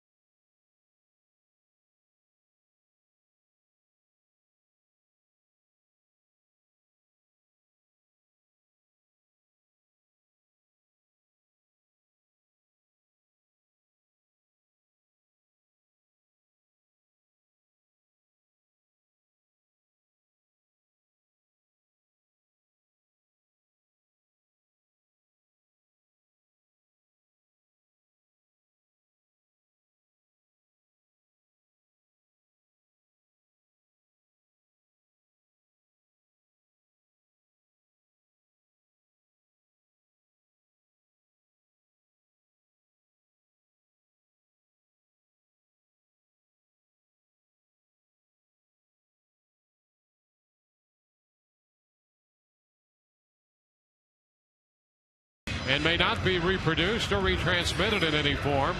And the accounts and descriptions of this game may not be disseminated without the express written consent of the Tampa Bay Rays.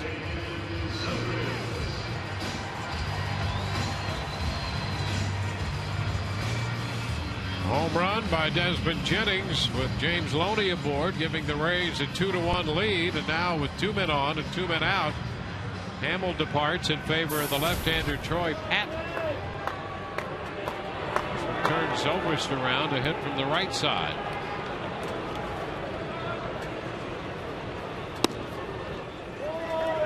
Pitch inside. Well, no strikes.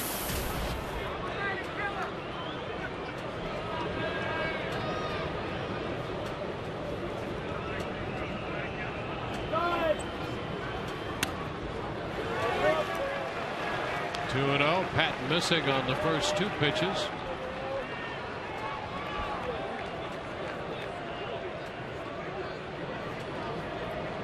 Zobrist 1 out of 4 lifetime against Patton that hit a home run. And he's ahead in the count here. 3 balls, no strikes. The Rays have Kelly Johnson, the left-handed bat, on deck. Kelly's 2 for 5 against Patton in his career. 3-0 the count here to Zobrist. He swings and sends a fly ball to center. Jones going back near the track, and he makes the catch back toward the triangle, retiring the side. Rays finish in the 7th, but they get 2 on the home run by Desmond Jennings. At the end of 7, it's 2-1 Tampa Bay.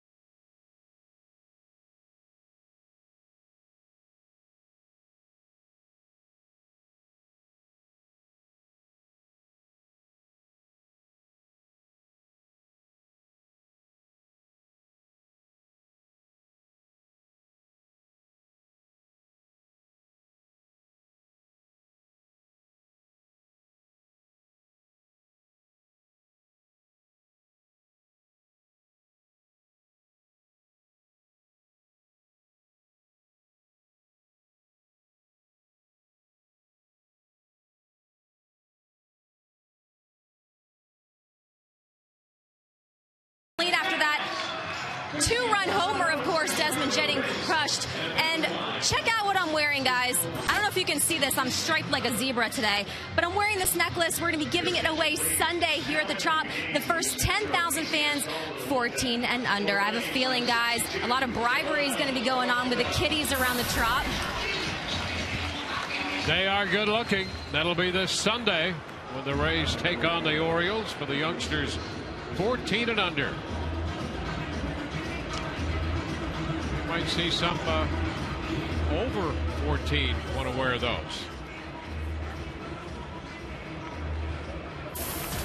Maybe if you turn those numbers around, they may want to wear one. Oh, yeah, absolutely. You never know. Joel Peralta is going to take over on the mound here in the 8th. 7 innings for Archer, and now Peralta on for the 32nd time.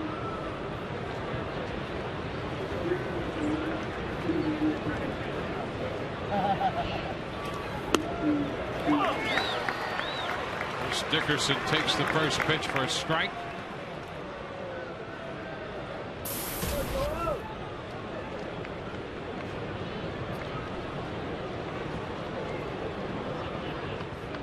Dickerson walked in the third and scored a run.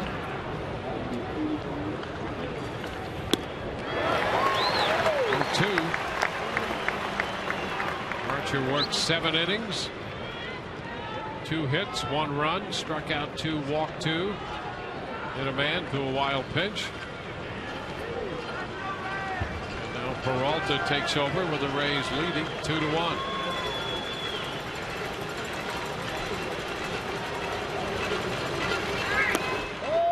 It's a little low. 1 ball, 2 strikes. For Hamill, 6 2/3, 105 pitches, 2 runs, 6 hits, 3 strikeouts, 2 walks. What a job he did. Archer made 84 pitches. And efficient.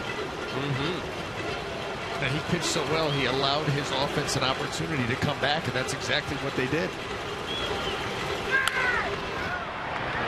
Pitch popped into shallow right. Zobrist calling for it out from second. In front of Joyce. Zobrist makes the catch. 1 out in the 8th. I like what Ben did too. He got underneath that ball out there in shallow right field and then started waving to the backside, waving to Matt Joyce, telling him, listen, I got this right here. So as not to get that hand back there, waving off Matt Joyce, so there's no chance for miscommunication.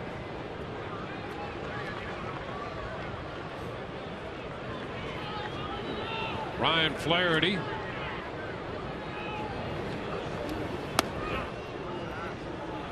Flaherty doubled in the 5th. 1 for 2.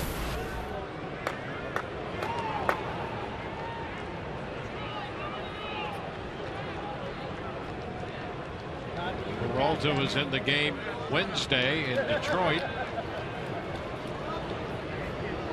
There's a strike. Peralta entered that game Wednesday in the 8th in relief of Alex Cobb with runners at first and second and facing Prince Fielder. And he struck him out. Got ahead of him 1-2 and got him on a split.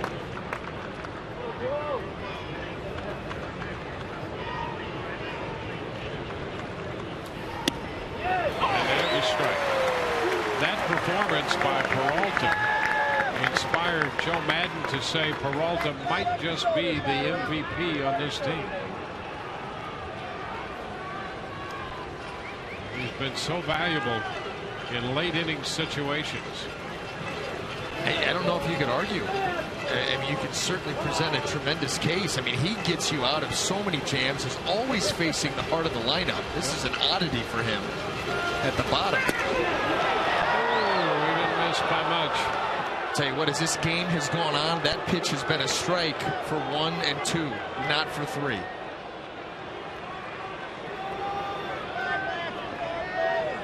But you're right. I mean, this guy, we talk about it all the time, how he'll take the ball in any situation, get you out of jams, pitch more than 1 inning if he has to, and takes the toughest assignments. It's not to love.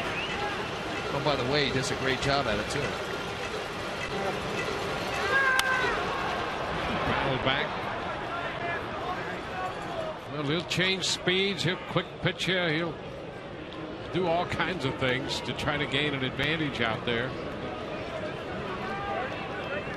2-2 the count here to Flaherty.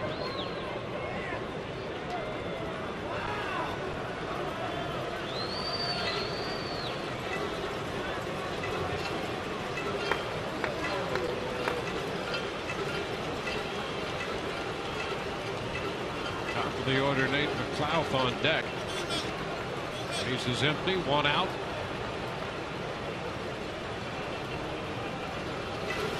There's a quick pitch after a long layoff between pitches. And Flaherty just got enough on it to foul it and keep the bat going. Every little trick he will bring out.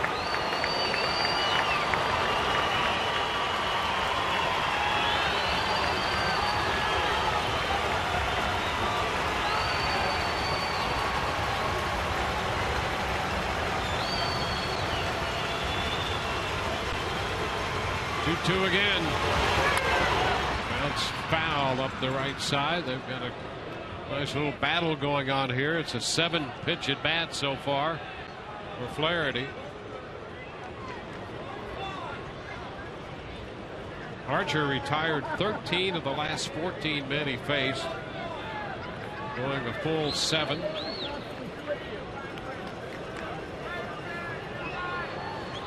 Madden has put it in the hands of Joel Peralta in the 8th.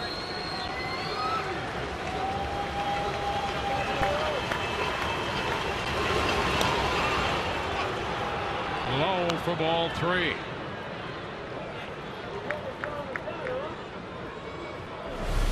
Look at this pitch.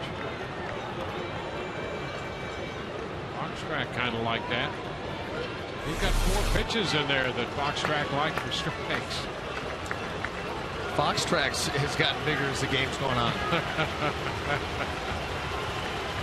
Well, we got a plane to catch. 3-2 swing and a miss.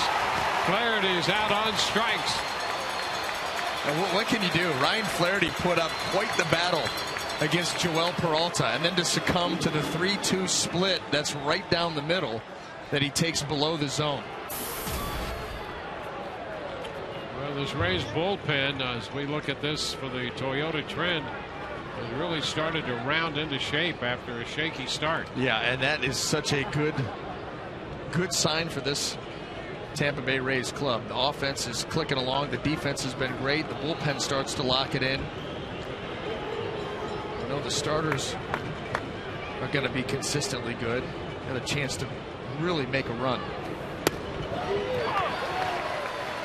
McLeod, strike. McLeod has been twice hit by a pitch to start the game. Then he walked in the 3rd. Fly ball to center in the 5th.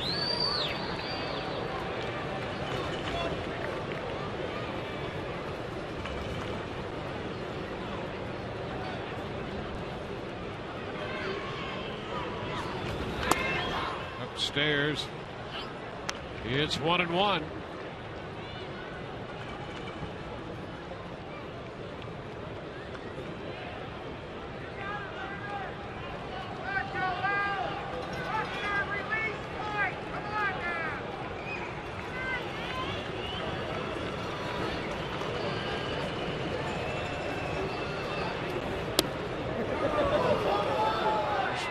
Low.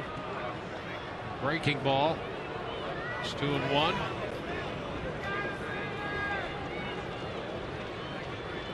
Peralta setting his own pace out there. Be it fast or slow, and all degrees in between.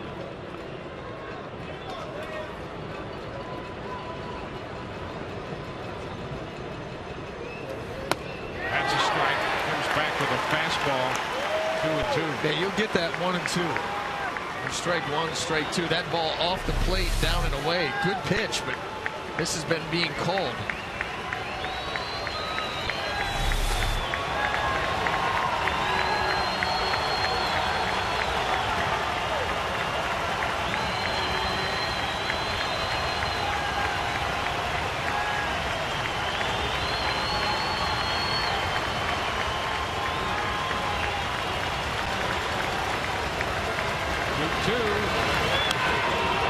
It's fouled back.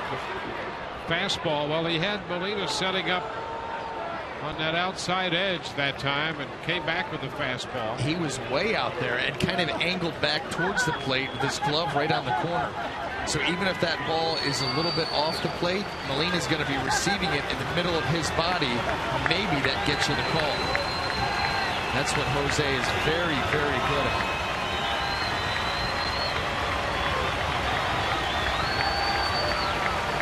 Try the 2-2 again.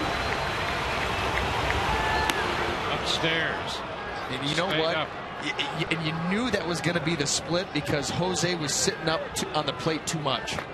You remember the fastball before, he was way to the corner. That one more the body on the plate, which told you he's coming with the split. Hitter doesn't know that.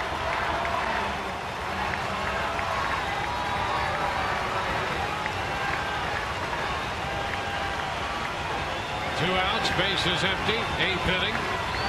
1-run game, 3-2 to McLeod.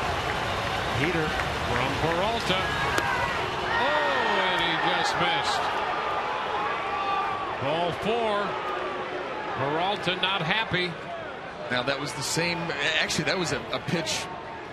Looked like it was right on the corner. They're going to call that down. Oh my, that's a beautiful pitch. Sure is. That's a perfect pitch. You couldn't design a better pitch than that. That location is exactly where he wanted it.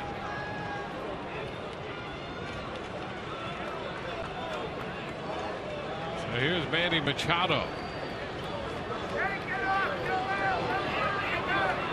Machado singled in the Baltimore run in the 3rd.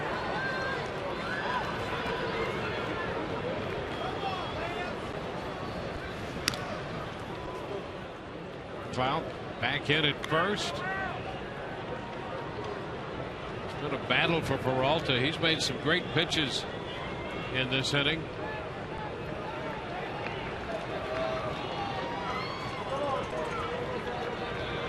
Pitch count up to 20.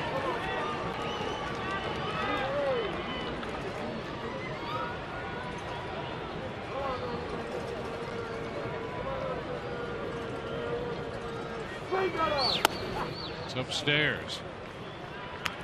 Nick Markakis is due next. The Rays get Jake McGee up in the bullpen. Jake has just started to throw.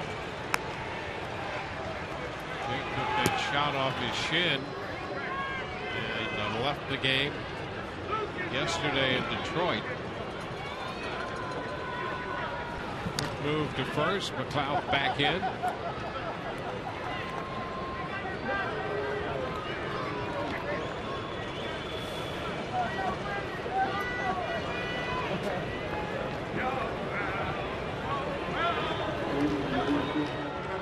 A ball, no strikes.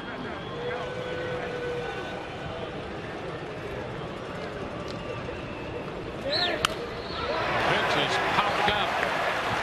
Longoria making the call. He's got it. Side retired in the 8th. A man left. We go to the bottom of the 8th. Rays 2, Baltimore 1.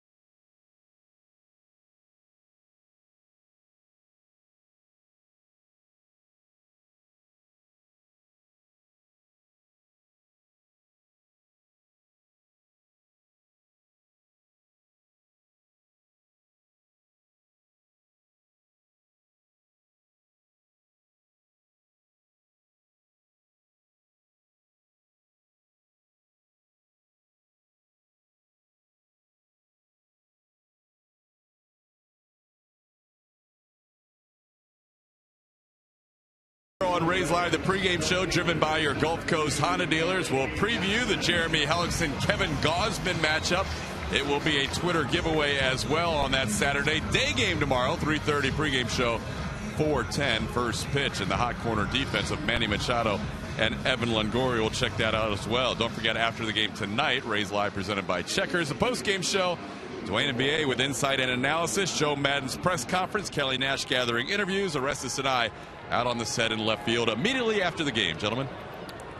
Tommy Hunter's the new pitcher for Baltimore. First pitch in to Kelly Johnson is a called strike. Johnson, Longoria, and Loney against Hunter. Hunter right back with a breaking ball for strike 2. Well, let's see how tough strike 3 gets to be for Hunter. Better swing. Ball, 2 strikes. You saw those numbers on Tommy Hunter. How about adapting to the bullpen and thriving? Big time velocity on the fastball. Good breaking pitches.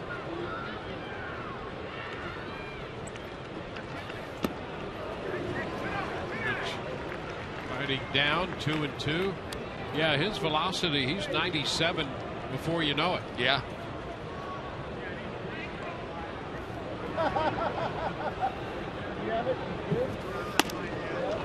It's 97 right there for ball 3.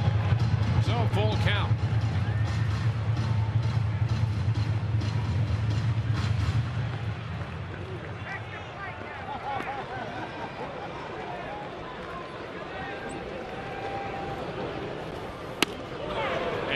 Strike 3 call. He calls Johnson out. What happened? Did not think he had it in him. I think he got the count screwed up. He thought that was a 3-1 breaking ball. I'll tell you, in the top of the 8th, he was really showing signs of not wanting to call anybody out on strikes. And that's a throwback to the days when umpires were National League umpires and American League umpires. National League umpires would bring you up all day long. And American League umpires had the reputation of being reluctant to call you out on strikes. And Barrett was not inclined to call anybody out on strikes earlier. But he got Johnson looking. There's a tap by Longoria, backhanded by Hunter. And the throw to first in time. 2 gone. First baseman, number 21. Fernando Rodney up in the Rays bullpen.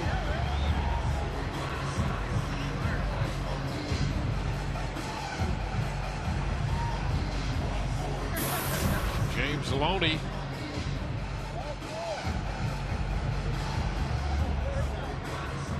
Loney 2 for 3.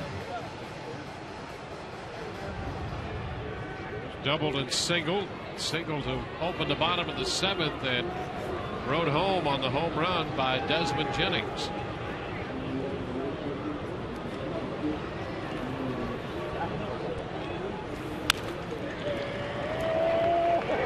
Swing at that fastball at 96, producing a foul ball.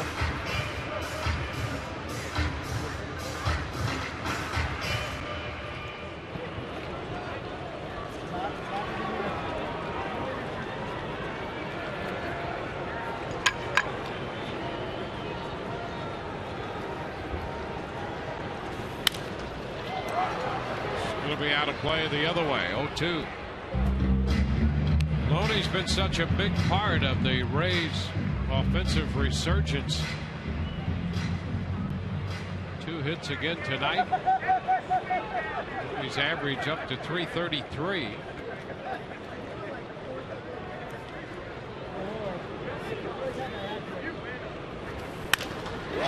shoots it into center. Jones running it down. The Rays are out in the 8th.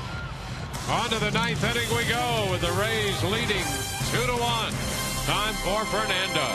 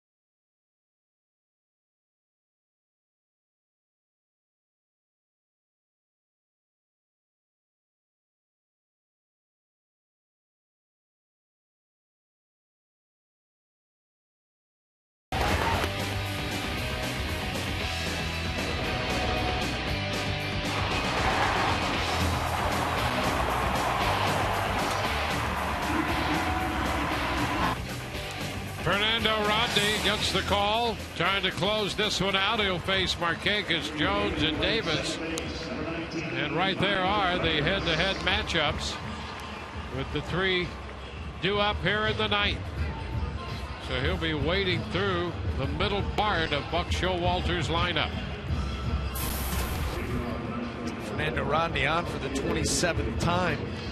31 strikeouts in 24 2/3 innings. And like you mentioned, where he's at in the lineup, he's going to nail this one down for the Rays. He is going to earn it.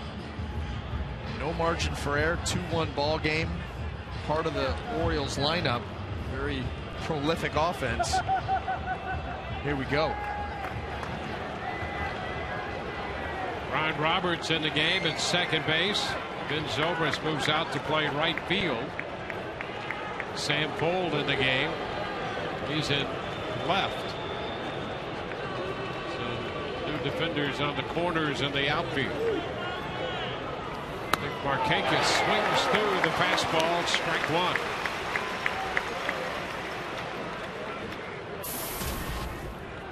Markakis 0 for 3 tonight.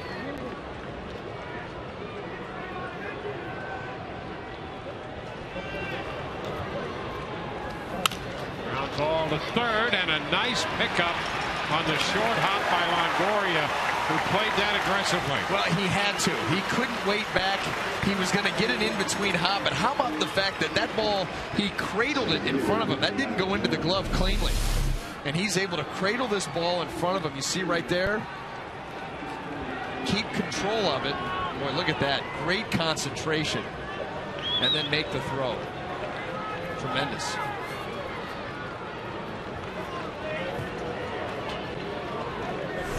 You go back to the most basic defensive approach. He started that play with two hands. Each pitch is a strike. He knew he was going to get a tough hop, and he knew he had to keep it in front of him.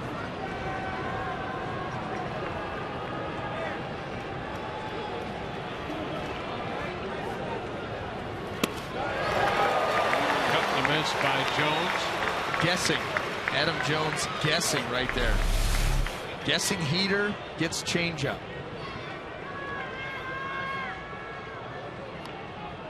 One and one. One out, base is empty.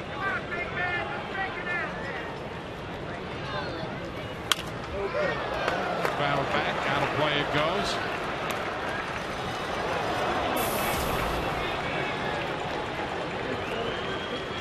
Three ground ball outs for Adam Jones tonight.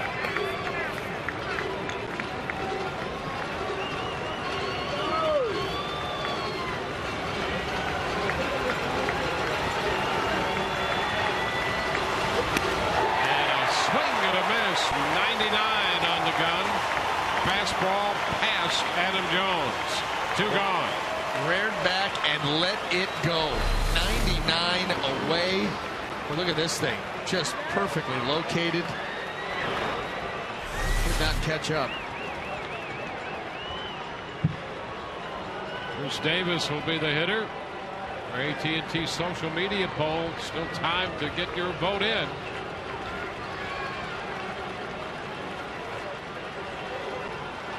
Gloria switches to the right side of second on the shift. First pitch taken for a strike by Davis. No waiting to get into the count for that shift. With as hard as Fernando Rodney's throwing, Joe Maddon's like, you know what? We'll keep Escobar over there covering the left side just because of the fact that Rodney's up around 99. And a cut to miss this time on the change. Well, this is the Fernando Rodney that you're used to seeing. The big-time fastball, the great arm speed on the changeup, in the zone when he wants, out of the zone when he wants, and 1 strike away. 0-2. Here it is to Davis. Strike 3 call. That's some low heat at 99. And Lance Barrett called them out on strikes. Rays win it 2-1. Chris Archer's going to get the win His first of the year for the Rays. Peralta worked the 8th. Rodney worked the 9th. And the Rays pick up a 2-1 victory here in the first game of this series to open a 10-game homestand. Archer 1-1. Hamill, the losing pitcher, 7-4. Rodney picking up his 13th save. 2 hours and 29 minutes the time of this game. As the Rays take the first game, they go 6-4 now against Baltimore in the season series. Just like we promised earlier in the game, it's Miller time. Brought to you by Miller Lite. A home run by Desmond Jennings. First pitch in the 7th inning of his at-bat, and he hit it out to center with James Loney aboard, giving the Rays a 2-1 lead. And the Rays make that 1-run lead stand up. Let's go to Todd Callis now, standing by with Desmond Jennings. We just saw that impressive shot to center field, Des, against Jason Hamill. Nobody had done much to that point. Tell us about your thoughts going into the box in that at-bat. I don't know. I was just looking for something out of the plate. Just looking for a fastball. You know, he let me off for the last 2 at-bats, you know, with a fastball first pitch. So I was just looking for something over the plate that I could get some good barrel to. I think I've asked you this before. You're now 14 of 28 with 3 home runs when you put the first ball in play of the at-bat. Sometimes you go up there looking for a pitch in the zone. Yeah, I mean, you know, looking for a first pitch fastball. You know, and if I get one in the zone, I just try and put a good swing on it and go from there. The ball doesn't always carry well to the middle of the field, as you know. When you first hit it, though, you crushed it. Did you know that one had enough? Yeah, man. If that ball didn't go, I would have quit. I would have just took all myself out and quit. But I mean, that's all I got. I hit that one pretty good. What did Chris Archer look like from center field today? Oh, good, man. You know, he's got good stuff, and you know, if he's around the plate, man, he's tough. So his fastball was mid-90s, his slider was good, his changeup, yeah, he was good. You guys played 10 in a row here on this homestand, and going into the All-Star break, 26 out of 37. You feel like this is a time where your team can kind of make a move? You've been lingering close to the top. Maybe make a move now? Yeah, I mean, it's tough, man. We, you know, the games that we got coming up, you know, it's gonna be tough, but you know, coming back here is a good feeling to play, you know, in front of our fans. So, you know, hopefully we get some, keep going the direction we're going in right now. Nice shot tonight, Des. Thanks. Thanks, TK. All right, guys. He said he would have quit, taken his stuff and gone home if that one didn't go out. Back to you. Well, in that case, I'm glad it went out. Another reason to be happy that ball went out. Rays win it 2-1. Well-pitched game by Chris Archer. Joel Peralta, Fernando Rodney holding the Orioles to just 2 hits. Fewest hits this year for Baltimore.